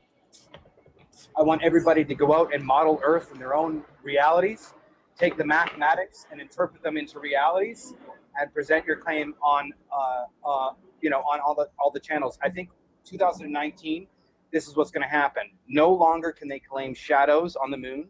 No longer can they claim boats over the horizon. Those are two things that will be eradicated by 2019, among other things. So if 2019, the globe heads are still using boats over the horizon as a claim of curvature, there should be enough mathematical and scientific proof to disperse that into a fallacy. So hopefully we can focus on eradicating that in 2019. But take advantage of the system that's taking advantage of you is my point. All your banks do is hold your money hostage and keep you in perpetual motion, thinking that you're going to be losing it, whatever. Look, as long as you work, you'll never lose money. The fact is squirreling it away like a squirrel is not the way to do it anymore. It's to take advantage and exploit the system that exploits in front of you. Look into blockchain, look into AI technology, and look for it. It's going to take advantage of you. It's going to make money off of your data. I suggest that you make money off of your own data by investing in these corporations. My plan to do is to take this money that I have invested and use it to promote truth and primarily critical thinking.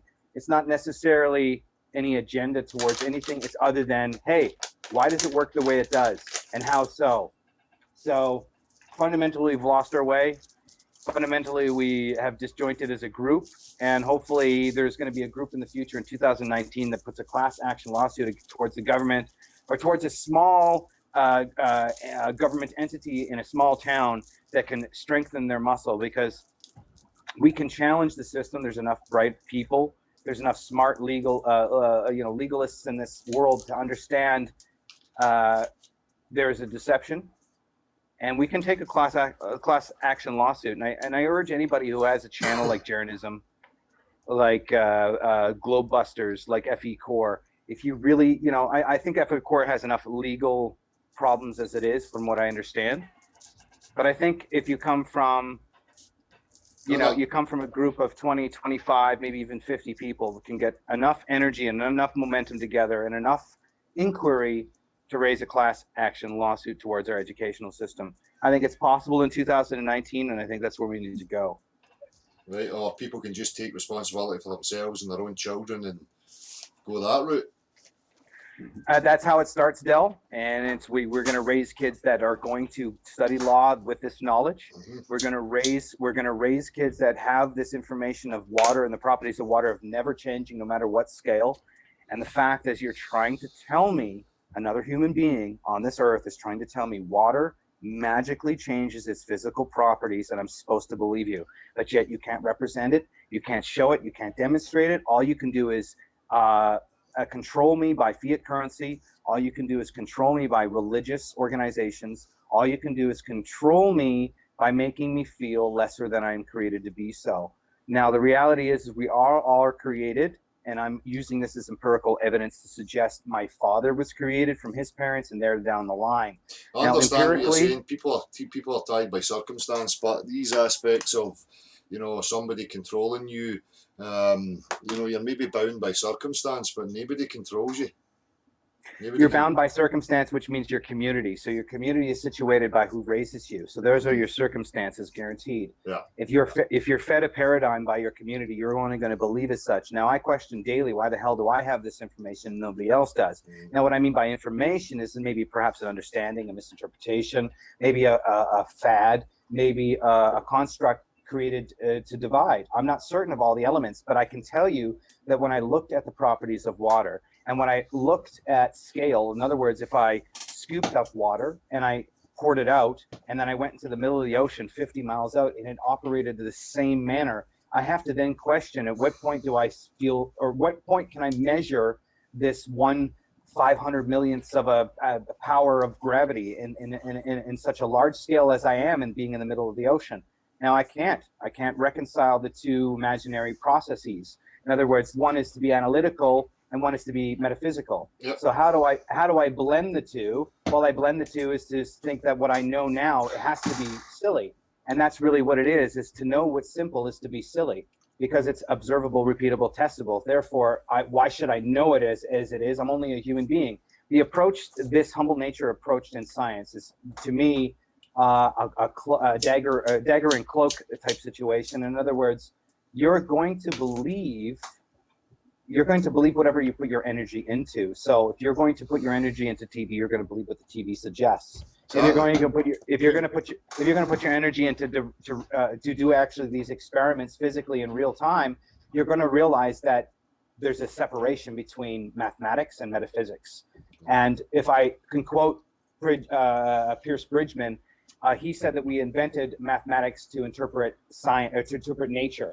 It's therefore interpreted by us, the data. So in other words, the data could be incorrect or correct because we're interpreting it as such. It's a man-made construct to interpret what's around us. It's a language to describe what's around us. In other words, the language could be in 5 different languages. In other words, when you research Galileo and he completely forgets about atmosphere and removes his optical eye from everything he sees, and when you realize Copernicus never studied the stars with a telescope, and when you realize a lot of these men were in their mind, you start to realize, well, that's not empirical, that's not tangible, that's metaphysical. Yeah. So it's very.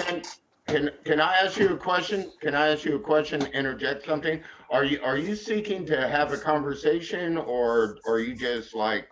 I've been asked this before. And I've been asked this. All right, you're not going to talk over me. Okay. All right. What I'm asking is, okay, because you made a ton of different points and you didn't pause on not one of them. Okay. So you could be questioned further or whatever. You made a lot of assertions.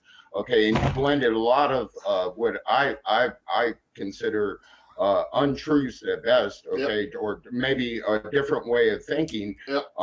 And then you ran right over the top with we can all agree on, and it just seems a very clever way to make a lot of assertions about things that would be questioned if you would pause. I'm not saying you're wrong on anything, but you said a lot there, okay, and you jumped around a lot, and I like the conversations that are here because we can get down to the grassroots of it and pull people up on what we're talking about. If you want to proselytize, you can go and do that somewhere else. Exactly, Robert. I totally agree.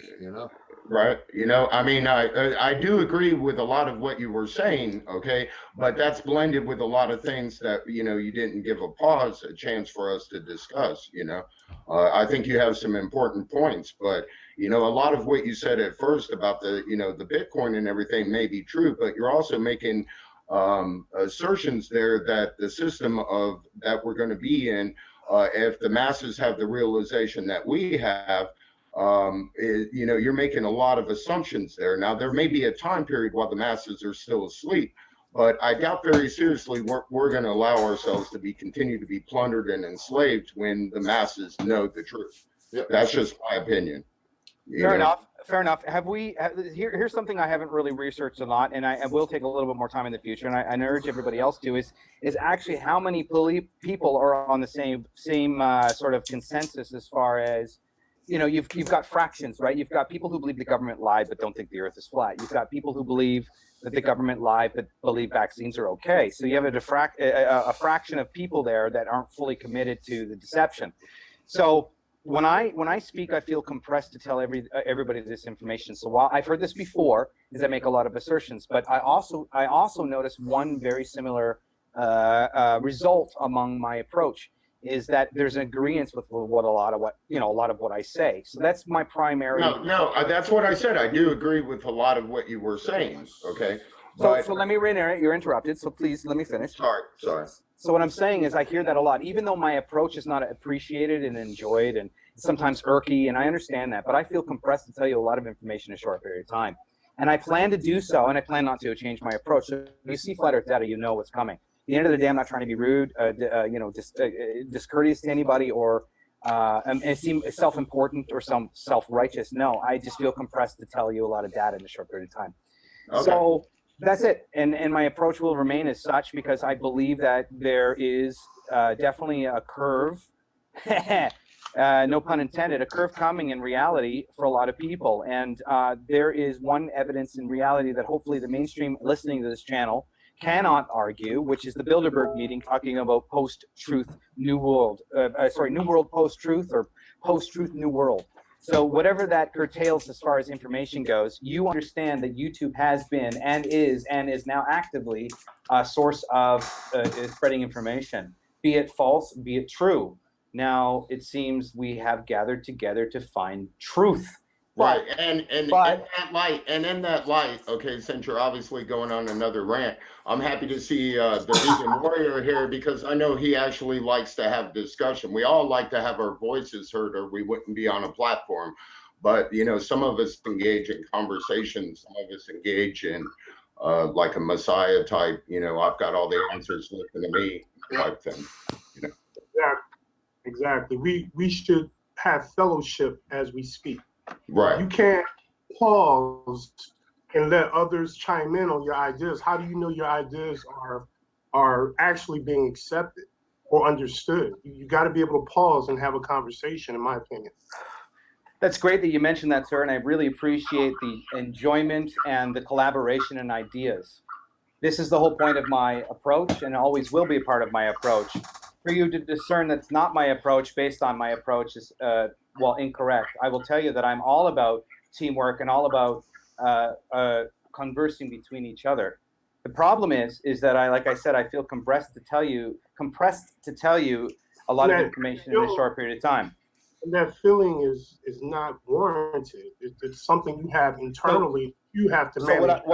What I understand going on here is obfuscation because in reality, what I understand here is obfuscation. Because you're not approaching the material that I'm saying. You're approaching my delivery. I'm no. I'm approaching how a lot of shills operate.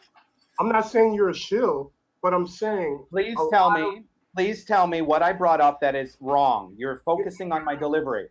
You're not hearing what I'm saying. You're not hearing what I'm saying. You're focusing on my delivery, not what I'm saying. I'll clear it up. Vegan Warrior, if you just let me clear it up. It's just, Robert was making the point. Obviously you're energetic. Obviously you're energetic in what you've got to offer, and that's all very well. I think Robert was just saying it'd be nice just to lay things out so that we can have a conversation between each other. People have their own individual platforms for them to go and proselytise and offer up, whatever they want to offer up. But when we congregate as a group, it's good just to have a discussion, and I totally agree at that level. But again, yes, Del, data. What you're offering, fair enough. I'm just You're not discussing what I mentioned. You're discussing my delivery. Let me get to that. I'll get to what you discussed. What are you laughing at? Now you're breaking the conversation down because you're coming from a place of asserting that some people here have got an ulterior motive. I don't have any ulterior motive. I'm just moderating here because I'm not listening to people talking past each other. It's as simple as that. I've not got anything to say about what you've offered so far because it's things that I've not researched and I don't understand properly. So I don't have any input in regards to that. So instead of attacking my approach, you should be asking a question. But that's not what's going on here. What's going on here is you're attacking my approach and asking me questions. So to continue on, I fully get where you're coming from. I will refrain from talking at you and we'll continue a conversation. Does anybody have one question? Yeah, I need to discern it. I need to take in what you've offered. I need to listen back to it because it all came in a barrage. And unfortunately, when people don't understand what you're talking about, it's really difficult to ask questions. You've got to let it settle in. So that's what I'm going to have to do. We're no be-all and end-alls. I'm not omnipotent and all that stuff. I don't, know everything.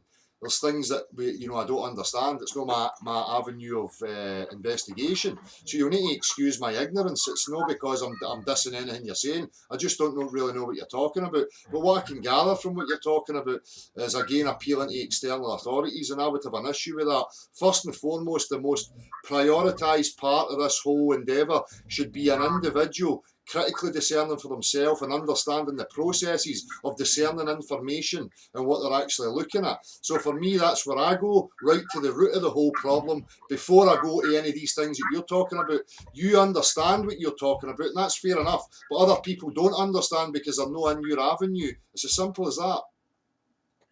So you would agree that people are attacking my approach and not what I'm saying? Well, Robert had an issue because you're not pausing for discussion. And I agree with that because we have to, because I don't understand fully what you're offering here. So it's nice to have a conversation and break it down into a slower method. You know, you obviously know because you're researched. It's like me just waffling on here about, you know, the internal combustion engine and assuming you should know what I'm talking about and just continually barraging you with what I'm saying. You know, that's not conducive to a conversation. You have to understand the people in the circle first, what their level is and what they actually know about what you're talking about. Then you can have a conversation. So Dal, just to make sure I'm on the same page. People are worried about my approach and not what I'm saying, right? No, you're just trying to be antagonistic and make an issue out of nothing. I've been very cordial and I've explained it concisely and clearly for you, and you're still acting like a child taking a tantrum, son. You're still acting like a child taking a tantrum. I'm just trying to make sure we're all grown adults. This is why people can't have conversations, because people like you just don't want to slow it down and you don't want to understand where other people are coming from. I do. And the thing is, I told you, I feel compressed to tell you a lot of data in a short period of time. But it's no use. My approach is being critiqued, not what I'm saying. Like I referred to the other gentleman. But your approach is an issue. I'm not disagreeing with your saying, but let's pause for a discussion on some of the things that I'm saying. But your approach, listen, I'm going to mute you because you're not listening. Your approach is an issue because people don't fully know what you're actually talking about. So it's your approach that's the problem in the break of communication here. Right? We're not dissing anything that you've offered. We're pointing out that there's an approach problem that you're taking. It's a break of communication because we're not on the same page as you yet. Do you understand? So you're attacking my approach instead of asking me a question. I'm going to mute you again because you're deliberately not listening now. I am not attacking your approach. We are offering up what we see is going on here. There's a break in communication because we are not on the same page as you right now. We must understand exactly where you're coming from, and you're bombarding it in one big foul swoop. And now I'm beginning to think you're just here to be a wee fucking antagonistic prick. And now you're annoying me. This is how communication breaks down between people, because people are not willing to listen. You came here assuming that everybody should know what you're talking about, and that's your problem. That's what we're pointing at. Do you understand now? Yes, my approach is irritating. Right, so apologise and move on. Not what I said. But not what I said. Agreed? We're not talking about what you said, you fucking ignorant prick. Right? Oh, fuck. It's not hard to understand. It's not hard to understand. He's just doing it deliberately, which makes me suspicious of him now. Fuck your content. Now I'm just suspicious of your antics here, son. There's no reason to be, Dale. Well, don't fucking bring them to me then.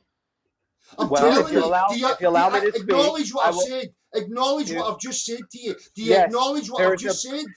There's a break in communication because what I've asserted was many things. Yes, I understand this. Yes. What I'm saying, sir, is my approach is very disliked because I am asserting many things in a short period of time. Because I have asserted, I feel compressed to tell you a lot of information. So do you feel what I've also said... No, I've muted you. So you then think that you have the authority that we should just sit here and listen to you and not say to you, listen, stop, because we don't really understand and you're just bombarding us. Again, you're just trying to take the upper hand like you're some sort of authority.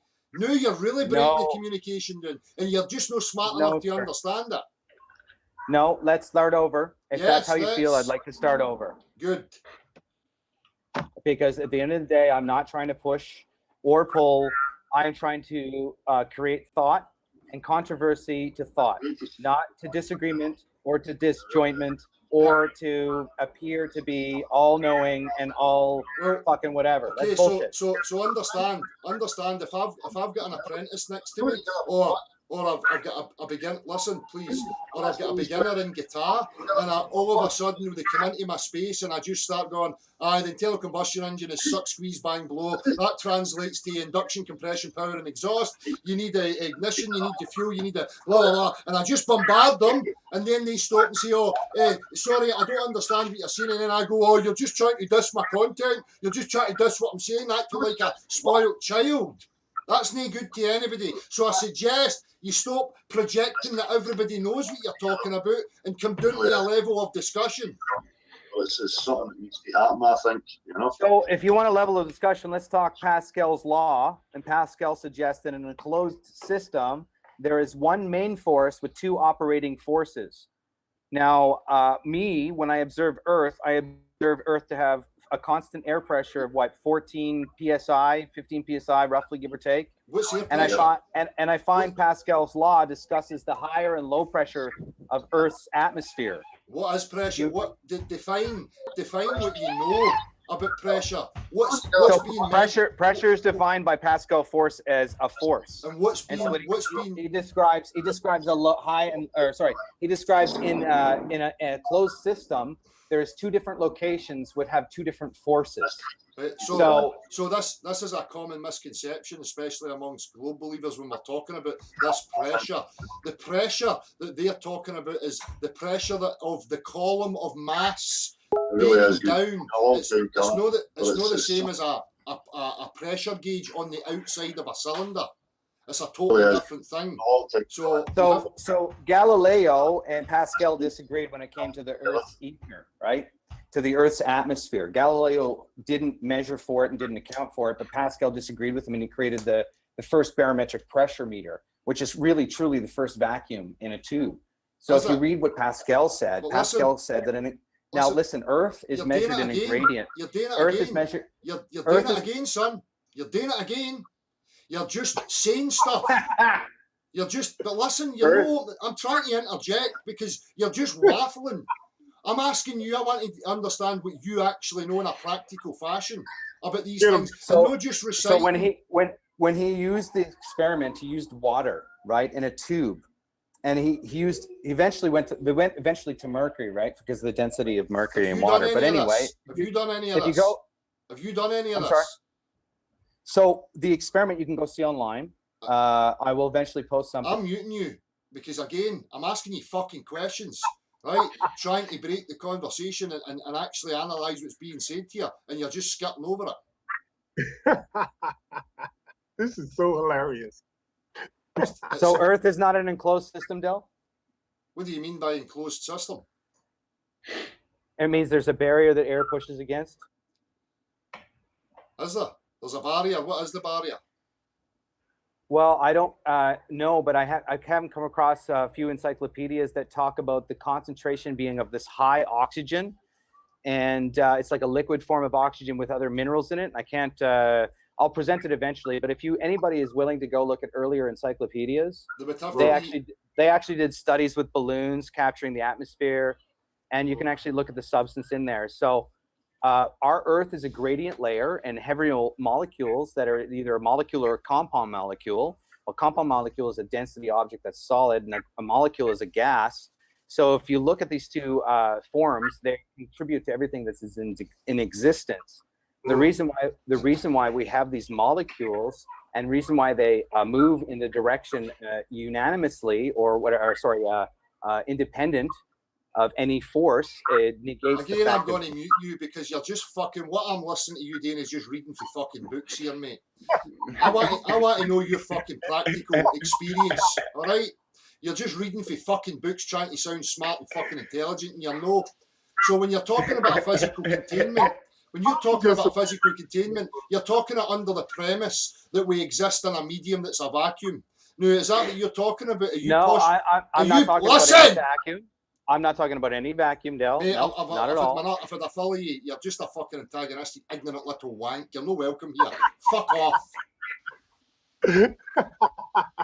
No listening, no engaging in conversation. Just a prick. Oh my goodness. And to be honest, I'm sick of talking to faceless people, Del, you know? Yep. Yep. Oh wow. These fucking proselytizers, these fucking messiahs that don't understand communication is really worrying. Yet they want to be the saviours of the world and profess to be the saviours of the world. They can't even have a conversation between fucking 4 other fucking men. Exactly. They just don't see it that way, though, do they? I think, Gav, next time we should just come on here and read from fucking books so we can sound windswept and interesting. Yes, We can. yeah, absolutely. Hey, Vegan Warrior, how are you, man? What's going to happen in 2019? More lies, more deception, more misguidedness. You know, the same old shit. Yeah. I just want to get back just a wee touch here, because you know this thing about pressure and stuff.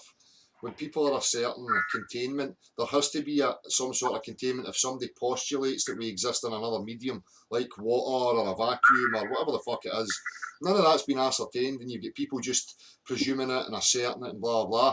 The other aspect, when we're talking about pressure and what they're actually talking about and what's defining, you know, there's a difference, and I'm going to keep saying this, there's a difference between putting a valve on the outside of a tank to see what the pressure is in that contained tank, and what they're talking about as in the column of mass, which is weight, which is bearing down onto a surface, giving you a reading. They're two different things. And this guy here just wasn't willing to have that discussion and clarify exactly what he was talking about.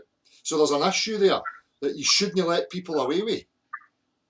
They Absolutely. come in, you know. First principles again, isn't it? You have to establish some, you know, some base from which you can work with. Yeah. Exactly. Yep, that foundation solid. You got to have a solid foundation, and it has to be grounded. I'm sorry. Go ahead, Vegan. I'm sorry. Saying, I was agreeing. If you don't have, if your premises are not based on reality, you know, things that we do know to be true, everything you could be promoting could be flawed and incorrect. Yep. I mean, a lot of these guys are not grounded in reality. And like, I just had a 5-hour podcast talking about this Tigerian mud flood bullshit. I'm like, dude, give me some evidence. Show me some stuff that we got giants and killer mud floods and all this other stuff. Show me some evidence. You know, and then I researched one of the top guys who's been bringing this stuff to Flat Earth. He looks suspect too. So I don't understand why people are so quick to believe in the supernatural instead of putting value in stuff that we know to be true. Yeah, and these topics that you're discussing again, you know, I've not looked into any of these things, so I've got nothing to add to it. And this is the thing about communication. When somebody brings something up, if you know, it's pointless me just sitting here, you know, no establishing with you guys whether we're on the same page, and then just waffling on about musical theory or something that I know and understand, and then, you know, or something I've read and I'm just reciting and trying to sound fucking windswept and interesting. That's just a bullshitter. You can't do that. You know, if you've not got direct experience of these things, and if you have direct experience and you really understand it, you've got the ability to then translate it and communicate it to people who are on a different level, and that's, you know, makes good communication. That's what brings about knowledge and progress amongst people. You know, but if we don't attend to these things, what's the fucking point? Right. Exactly. Yeah, absolutely, man. Yeah. Gav, we've experienced with this. I mean, Gav's, you know, his avenue is mathematics. Now I've had to sit with Gav and ask questions and get through things because I'm a layman in regards to what Gav knows and understands. You know, it'd be the same for Gav. I'd have the exact same reaction if he was just coming on here going bang, bang, bang, bang, bang, bang, bang. And me sitting here going, oh, I better just nod my head so that I don't look daft. I mean, what kind of shit's that? You know, you're not going to get anywhere unless you've got the ability to stop, ask questions, and then for Gav to be able to, you know, articulate it in another fashion so that it's palpable to me or whoever else. You know? Right. I wasn't in any way attempting to attack his delivery. He sounded like he studied a lot in an area that I had done no research in. So I was just wanting to, you know, expand on what he was talking about, you know, and that's all I was trying to say. You know, he needed to slow down. He acted like he had jumped into a glove discussion like he had to spit out everything he knew before he got kicked off, and he didn't realize where he was. You know, that he could stop, pick his favorite topic, and let's discuss it. You know, Really is good. Aye, I mean, and if flat earth that is real and he's man enough, he can come back anytime and try again to have communication if it's that important to him. You know? Yeah, pick one topic. You know, be happy. Exactly. You know? Classic Zone, are you going to speak? Or are you just going to play whatever you're playing in the background? Classic Zone. Great to see people coming together. It really is good. It's been a long time coming, but it's something. See you later. Wow. More of these guys. Aye. But there's just one point you brought up there about, you know, relying on what you know, and not these other things. You know, deduction, you know, from facts is absolutely definitive, right? Yeah. But hypothesizing something and holding it to be true until you find a contradiction, like, you know, is induction, which is a completely different thought process. And unfortunately, there's too much of that and not enough deduction. Exactly. Exactly. Everybody just has to know. They got to create their own ideas. And when they create their own ideas, they want to run with them as if they're true. And that's the problem. You know, if you're going to speak truth, you should be able to substantiate with grounded evidence, you know, factual information. And a lot of people fall short of that. And then they get angry when you ask for that evidence. Yeah. Say, okay, you believe X, Y, and Z. Well, tell me your source. You know, tell me where this stuff comes from, so I can fact check it. They don't want to be fact checked. So I can do it myself. Exactly. Yeah. And if it's out of that, the reaches of that, then what's the fucking use to me or anybody else? You know. So we've been joined by the Limitless channel, I think, and West Coast Wisdom. Hey, am I coming through? Yep. I just, you know, Del, as the year closes out, tonight on my channel, we're going to be exposing Pythagoras, Newton. These guys were sodomites, homosexuals. They were Satanists. Well, I shouldn't say Satanists. They were alchemists that were thinking that they could discover God. Can I stop you? Can I just stop you for a wee second here, because I'm not into this racist fucking crap. You know, people who want to shag bums or whatever, that's their business. Please don't bring that here and pass judgment, because I'm not interested, man. Right? Just don't do any of that stuff. Yeah, no, I'm just saying there's going to be some interesting stuff shared about just basically where mainstream science, the heliocentric model, got its mathematics, its measurements, its theories. Basically, there were, you know, a bunch of crazy people that were, you know, worshiping the wrong things. That's all I was trying to say. And you know, at the end of the year, Del, I just want to say that you and Gav have done a good job this year to stick with the truth and facts, man. And you know, out of all the Flat Earth channels, you're one of the top truth tellers, man. And that means a lot for me to say that. Aye, well, considering, you know, you and your friend were making hit pieces and all sorts of assertions and accusations, so, you know, just again, it's a display of me where I can just let bygones be bygones and see if people, you know, move on for these things. So yeah, man, like I said, I just wanted to come on and just give you guys a shout out, and you know, say to anybody who wants to check our stuff out, it's live at 9 p.m. Eastern on my channel. And yeah, and I'll send everybody I can to check out your guys' podcast as well, man. Thank you. Hey, Limitless. Hi, West Coast, how you doing, Gene? You all right? Yeah, good, thanks. Hello, everybody. Hey, Gene. Hi, Gene. Hey, Gene, before you start, I need to go, so I'm going to be having a wee whiskey and listen to the bells with some neighbours in an hour or so. So I'm going to hit the road. Thanks, enjoy. Everybody. See you all next year. Bye, Gav. Take it easy, mate. Cheers, bud. I wanted to say something to Limitless real quick. I was on, I had a one-on-one with Jaren about a year ago, maybe a year and a half ago. And in our one-on-one, he interviewed me.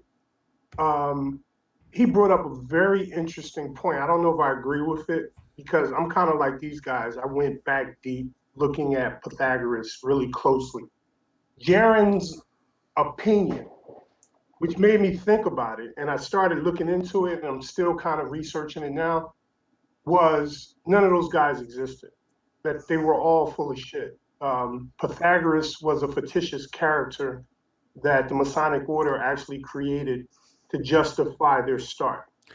I was wondering what Limitless or anybody else on the panel had to say about that. Can I just jump in here as well though, because it's again, you know, for me dragging people's attentions to irrelevancies. I don't give a fuck if Pythagoras was fucking alive, wasn't he alive? What's important to me, because I live right now, is the tools that are at my disposal right now and what I can discern and understand for myself right now.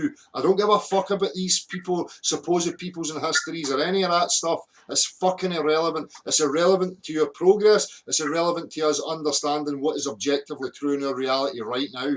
These supposed characters from days gone by and all that stuff is fucking useless to me. So that's just my wee put there, you know. It's a fucking waste of time. I agree with you, Dal. The only reason I went into the research was because I wanted to see what the people that promoted the heliocentric model, what they really taught. And I have heard the theory that most of science, including like maybe even Robotham, was a fictitious character, but it's really the idealisms that I find need to be broken down. But limitless, sorry.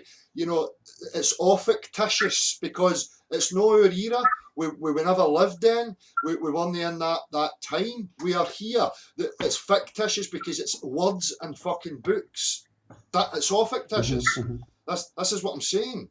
You know, if you're taking things from books and trying to figure out what happened 100 years ago or whatever, it's all fictitious because it's no in your experience. Yeah, and Cavendish too, the guy that supposedly measured the moon, like all of this stuff really is basically exactly what Del just said. It's all fictitious. It's all, you know, theories where they said, oh, if we say this, then it'll work out this way, right? It's called begging the question. Yeah, exactly. Now, I agree, but Del, there's one aspect you need to consider. Beat your enemy, you need to know how your enemy thinks and where they get their motive. Based on the content. Because the Masonic Order is still practicing Pythagorean ideas today. Yeah, so if we focus on the content and know whether the characters were real or no, that's what I'm saying. So look at the content and see if it applies and see if it works and see if it's useful. And if we find that it's no, then we know we can remove it. That's it. Right, because you have people, regular people throughout our education, we've been taught Pythagoras was this great person, right? And that's one reason why some people accept the ideas of a real or Pythagoras when it comes to mathematics and stuff like that. But when you speak of Pythagoras, you're talking about the basis of the Masonic Order. Now, if it's real or not, it's still the basis of what they believe in. And for us to truly, in my opinion, combat against their ideas, which is shaping, I think, the general public, we should know where the hell they get that shit from. That's why we're going to try to expose it. But at the end of the day, I still do really agree with Del.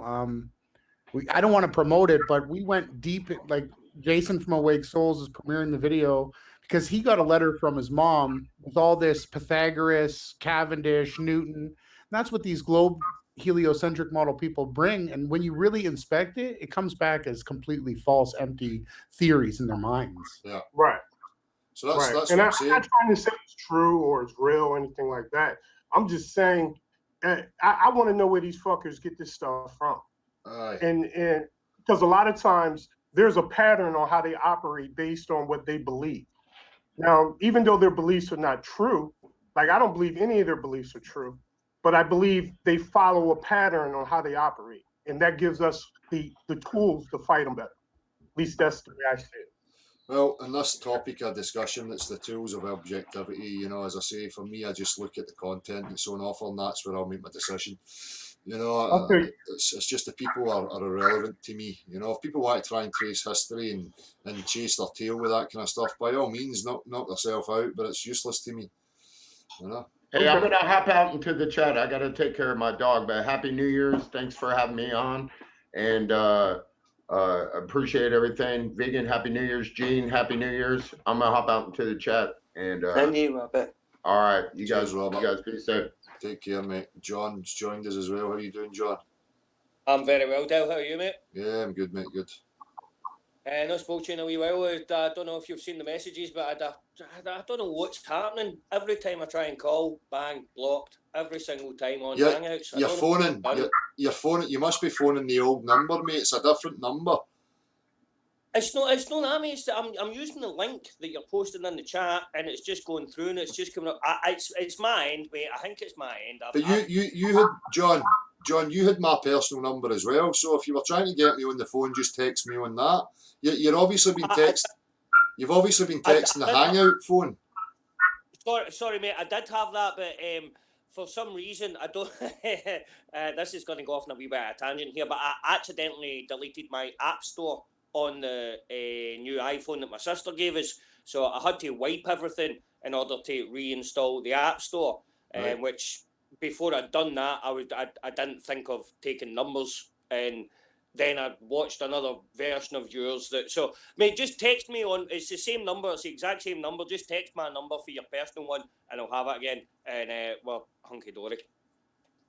Nice one, mate. The Nature Boy Deep Inside Ravel recreated advanced daylight patterns that match time and date using dome reflection. People coming together. Dale doesn't give a shit because it backs the Bible. We knew we'd get people making stuff up. You know? Again, who's this? It's great to see people coming together. It really is good. It's been a long time coming. I swear to God, what is this that you put up with? It's absolute madness. Seriously. I know, mate. And like, don't get me wrong. Like, I've been watching on YouTube. I've been watching a couple of live ones as well, but not on the chat. Just not been able to speak in. You know?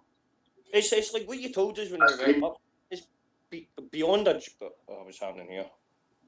I can hear you, mate. I can hear you. I know somebody left the call. It's beyond what you told us. But like the reason I was trying to call you a couple of weeks ago about the timeline between the printing press and the Globe taking hold. Do you mind I text you? Yeah. Now, I was looking at it, and everything sort of happens around that sort of 50 to 60 year period. Yeah. And it just it sort of triggered. I don't know if you've noticed, but I've brought it up a few times when I've called in, Del. But the mass media brainwashing. That's where it all stems from. As soon as they got the printing press, it was like, right, wait a minute, we can do whatever the fuck we want. We can tell them, it's a ball, and as long as enough of them believe it, it's going to become accepted. Well, literature. A lie enough, and it becomes truth. And this is exactly what's happened. Exactly. And the more you look at it, mate, it's. I know I said to you that I was still watching TV and all that, and I still am. But I'm looking at it now as a researcher. I'm looking at it as, oh God, man, this is just beyond a joke now. And it's brilliant. It's become such a source of comedy. It's like. Exactly. Well, look how easy it is. It ties into about vegan warrior and Limitless channel. We're talking about histories, and if you get people tied into thinking that you're a trusted source of information, you can just make any old shite up. Oh, look, it's in a book that said such and such happened 500 years ago, and people go, oh, it was in a book, therefore it's fucking real. I mean, that's how easy it is. That's why I'm saying I want to remove this shit, because none of that's relevant to me. I'm speaking from my individual point of view. It's not relevant to me. I live now. I don't give a fuck about yesterday or what happened previous, unless it's something useful in my experience that I can put to use as I walk forward, then great. But, giving a fuck about, whether a character was fictional or non-fictional is fucking irrelevant to me, Mate, start from the now point and look. Yeah, exactly. Exactly. One of the guys that was on, sorry, I didn't catch his name, but he was talking about the mud flood thing. And look, that may or may not be something, I don't know. I've looked into it a little bit, and the Glasgow one makes me a little bit suspicious, because I've noticed that. I worked in Glasgow, I worked in the Yale. Yeah. I was younger. I remember looking at it and thinking, that's just weird. Why is there windows along a pavement? That's just weird. I remember seeing it when I was younger. I think it's the words that's being used. You know, the same mud flood, but for me, it would make more sense that there was a flood, and the sediment settled. You know, but you know, if you see this mud flood thing, like mud would have been part of the water if there was some sort of flood, and the sediment layers. To be honest, I think it's sort of mind. I know you're not doing it, but it's like the intro you said. I think it's sort of a catch-all phrase that they've sort of latched onto, as in flat Earth. That people are calling it the mud flood. I don't know. That's how I heard of it. So I don't. And it seems to fit the sort of theory that they're going with. So and I think it's quite interesting. And like especially around Blytheswood Square and all that. I mean, and my sister lives up there, so it's like I sent her a video. The first one I sent her a video. I was like, "Oh, look at this," because her house was on it. So it makes it quite personal when you look at it, and when you look at the architecture and the actual physics and engineering of digging out 10 feet below the ground and then having structures, i.e., the steps that go up onto the first floor, while having a second floor below there, which seem to be holding some. It doesn't make sense. No. And from the age of Glasgow to do that, it must have cost a fortune back there. Yeah. So there's questions. There's definite questions, but whether it's a whatever. Exactly. But again, I've got very little to add to it because I'm no researched in it. It's not something that's caught my interest to go and have a real dig in at it.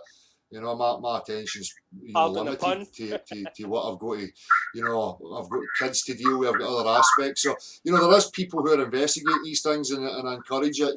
People should go and have a look at it for themselves and make whatever you want of it, So instead of just listening to people telling you how it is, again, it applies the same from here, applies to the whole board. Go and look at it for yourself, Exactly, 100%. But one thing doesn't prove another. Just because you can find a bunch of buildings all over Europe that's sunken doesn't mean giants exist. Doesn't mean Targaryen empire were wiped out. What they're doing is they're taking a phenomenon which people really don't know about, and they're building a Game of Thrones ideology around it. They're building a Game of Thrones ideology out of mud flood.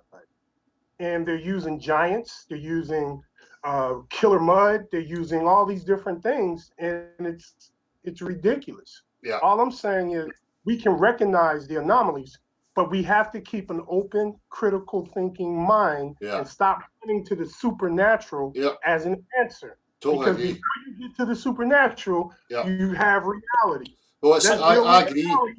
Let's deal with reality first, then we can go to the supernatural. Totally agree. That's all I'm take one step. I totally agree, mate. You take one step at a time. But again, we see people who are. It's almost like people want to be the first or the most important, so they just start making, more fantastical shite up to make it surround it in mysticism and seem that they're relevant and important and in the cutting edge. That's just the ego that plays that role with people, and that's why they put these crazy spins on it. And at the same time as they do that, they discredit, what they've actually found. Rather than just sticking to that, represent it and take it a step at a time and see where it leads. They don't. They just start, speculating and making up, fairy tales about fucking giants and all that kind of stuff. So I 100% agree with you, Vegan Warrior. That's all I'm saying. And if there's evidence for that other stuff, okay, let's build a case. Yeah. But we got to remember, we're calling ourselves truthers. Yeah. We are truthers. If we are anything more than we're seekers of truth, and we should be grounded in reality at all times, no matter how sensational a claim. I mean, think about it. First, we got trees there's no trees on flat Earth. Then we got concave Earth. Then we got giants and mud floods and all this. I think it's all distraction to a degree. And it's getting off the topic of holding people accountable for their BS. Yeah. Because if we hold people accountable as truthers, we'll be able to gain ground. But the more we go up in the clouds, the less we're going to be able to hold anyone accountable, because all they're going to do is call us crazy. Yeah. So the but hold on. That's not right. That's not right. Hold on. Well, it's not right, but it's my opinion. That's great to see It might be people your join opinion. together. Let me just. It really is good. It's been a long time. Let me just make an analogy there, Vegan Warrior. If a Sure.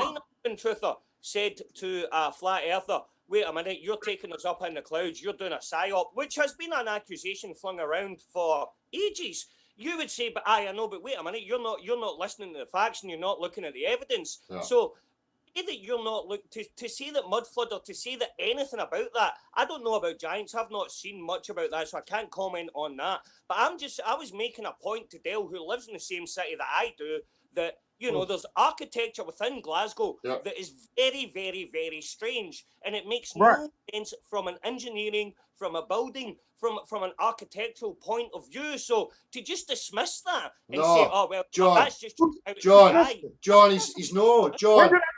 Hold on, Vegan Warrior. I'm sick of this fucking shite with people jumping on all the time. Vegan Warrior was the same that to you, John. What Vegan Warrior's talking about is people who move from the facts that they know and start extrapolating and adding on fantastical bullshit. That's what he's addressing. He's no doubting that the facts that might be there. That's not what's happening. I wish people would just listen to each other instead of fucking taking this attack, defend stance all the time. Whatever happened to just cordial discussion without people taking things personally? It's fucking annoying me. True. Apologies, Dale. Apologies. Yeah, I'm not saying there isn't anomalies, stuff that we need to look into. Yeah, we should definitely look into it. But taking it to another level is where we kind of get lost. We get lost. We got to slowly get to these positions. We're jumping to positions, Yep. and it's kind of like how they got us on the globe. They tell us one thing, and instead of checking the facts, we start believing the entire story. It's more to the story. Yep. And then building from there. Exactly. So remove the speculation, remove the assumptions. The same again applies. It's the same way, you're meant to be taking a skeptical, scientific, objective approach. So when I see people who jump to speculation and start adding all that stuff in, I'm like, no, wait a minute, you're losing it. So again, I 100% agree with Vegan Warrior and what he's saying. I just think you misunderstood, John. That's all. It's just communication again, So. Yeah. 100%, Dale. 100%. My fault. Sorry. And I understand his position. I mean, I'm not saying I disagree with you at all. I'm just saying I don't think we have time to be drawn down a path where there are no unknown. Anyway, I mean, I'm fed up with all this fucking aggro shite. I'm about to roll one, so it better lighten up real quick. Gene, have you get something to say, Gene? Well, no, not really, except I've just been sat here chuckling. Only in as much as aren't we all just going over where we were when we first came into this? Yep. What's real, what's not real? Yep. And why are we relying, even discussing possibly fictitious characters? Yep. Why even bring them into the conversation? Exactly. Let's start now with what we've got now, with Exactly. the tools we've got now, with the technology we've created. Yeah. It's a waste of energy. It's a psychological trap for me when they start getting people to focus on irrelevant stuff that's of no use to them, So. I mean, I'm not saying this theory about strange architectural design isn't potentially something to look into. I personally am looking into it. Yeah. But that's because I have a fascination with history, which is odd in itself if you take the stance that potentially all history is a lie. But there's history that you can look at that you can't have any interaction with, and there's history that you can look into that you can have an interaction with. Yeah. And that's history that you can go out and look at. That's it. So yeah, at the end of the day, either you can read books and hear what other people said about people that you've got absolutely no way of knowing whether it's true or not, or you can read about something and then go out and have a look at it for yourself. Yeah. And decide for yourself.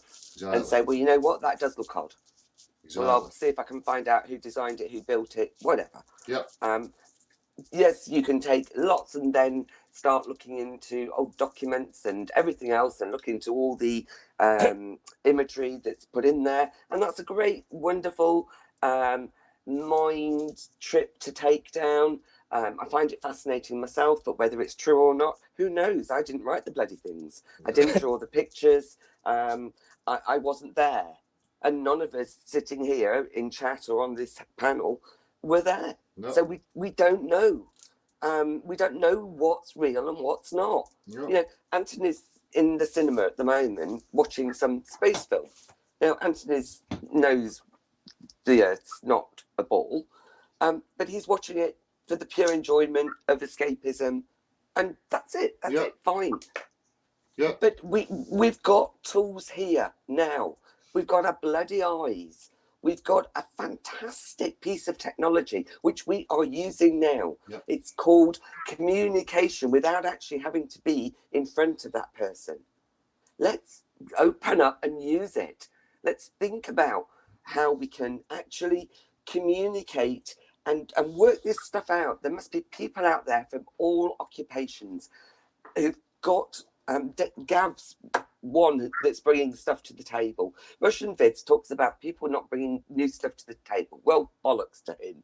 None of what he actually says he can actually prove. He can surmise and go off into fairyland and put numbers together all he likes. It does nothing to bring us any closer to actually finding out where the hell we are. Yep. None of this does. No. And once we find out where we are, I personally think a lot of the questions we have been asking and a lot of the discussions and these conspiracy theories and all this other crap will be realised. Yep. Because that will be the key to it all. Exactly. Whether or not it'll be a bloody book at the end of it or a chap saying, ta-da, welcome, here you come. It's all in here. There you go. There's your answers. Exactly. I don't think it'll be that. I've used that analogy before as well, Gene. You know, it's like everybody's trying to sift through the contents of the room and we don't even know what the room is. You know? So let's find out what the room is first and foremost, and I'm sure that will give us some fucking answers that are, you know, shrouded in mystery right now. You know? Yeah. Yeah. Until we know these things, until we know where we are, for crying out loud. Yep. You know, we might not be the ones to actually find out the final truth. I hope we are. Yeah. I hope this is the generation. But if not, we have to at least make sure that the people who will follow on to pursue what we are trying to find out. Mm-hmm. Because the human race won't go in a good direction. Yeah. It will just carry on perpetuating this self-destruct node that it's in. Yeah.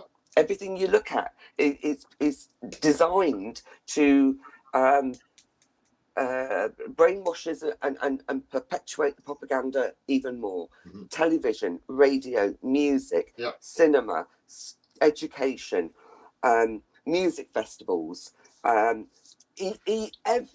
you can think of where you can either influence a mass audience, whether it's in one area or via the television, it will be used. Yeah. It will be used for the means that we don't want. Exactly. It's just it's used to disempower people, you know. But listen, people. I'm spent. I'm off. So it's been a pleasure. Mm-hmm. You know. Sorry. I had one before you go. Go for it. The only way the truth about where we live is going to come out is if the new AI tell everybody. Because people are gravitating to the technology and being guided by the AI. The AI would have to quiet. The AI would literally have to admit that the earth is flat or bigger than what they claim it to be for the majority of people to believe it. Yeah. I think that's the direction we're going in. So not only are we going against the theoretical claims, we're going against all the new technology that is now dominating humanity. Because the technology is saying it's a ball. No, man is saying it's a ball. They program technology. Yeah. Del, I wish you and Emma a very happy new year. Thanks, and the children, and we'll see you soon, hopefully. Careful. Everybody, happy new year. Cheers, June. All Much right. appreciated. Nice, have a good night. Take care, Dale. Cheers, John. I'm out. Cheers, Bye, Vegan man. Warrior. All right, brother. Take it easy. So, aye, appreciate everybody as always. You know, the best to everybody. Not that it really fucking means anything. You know, it's just an arbitrary fucking, you know, importance lumped onto the fucking, you know, a day and night. You know, hey ho. You know, fuck all's going to change. You know, the gates of heaven are not going to open up at 12 o'clock. The fairies are not going to come down and give you everything you ever wanted and resolve all the issues. But anyway, you know, I hope you're in good spirit. That's the most important thing. That you maintain health in your being. You know, stay honest with yourself. And don't put up with anybody's fucking shite. You are the power. You are you. You're the individual. The power lies at you. Everything that happens, everything you subject yourself to is your fault. Okay? So keep discerning. Don't put up with anybody's fucking pish. Separate your subjective and what's objective. Don't muddy your own waters with your preconceived biases and wishes and all that stuffs. Keep it real. Be intellectually honest with yourself at all times. Right? And don't be scared to speak out. Take it easy, everybody. All the best. See you very soon.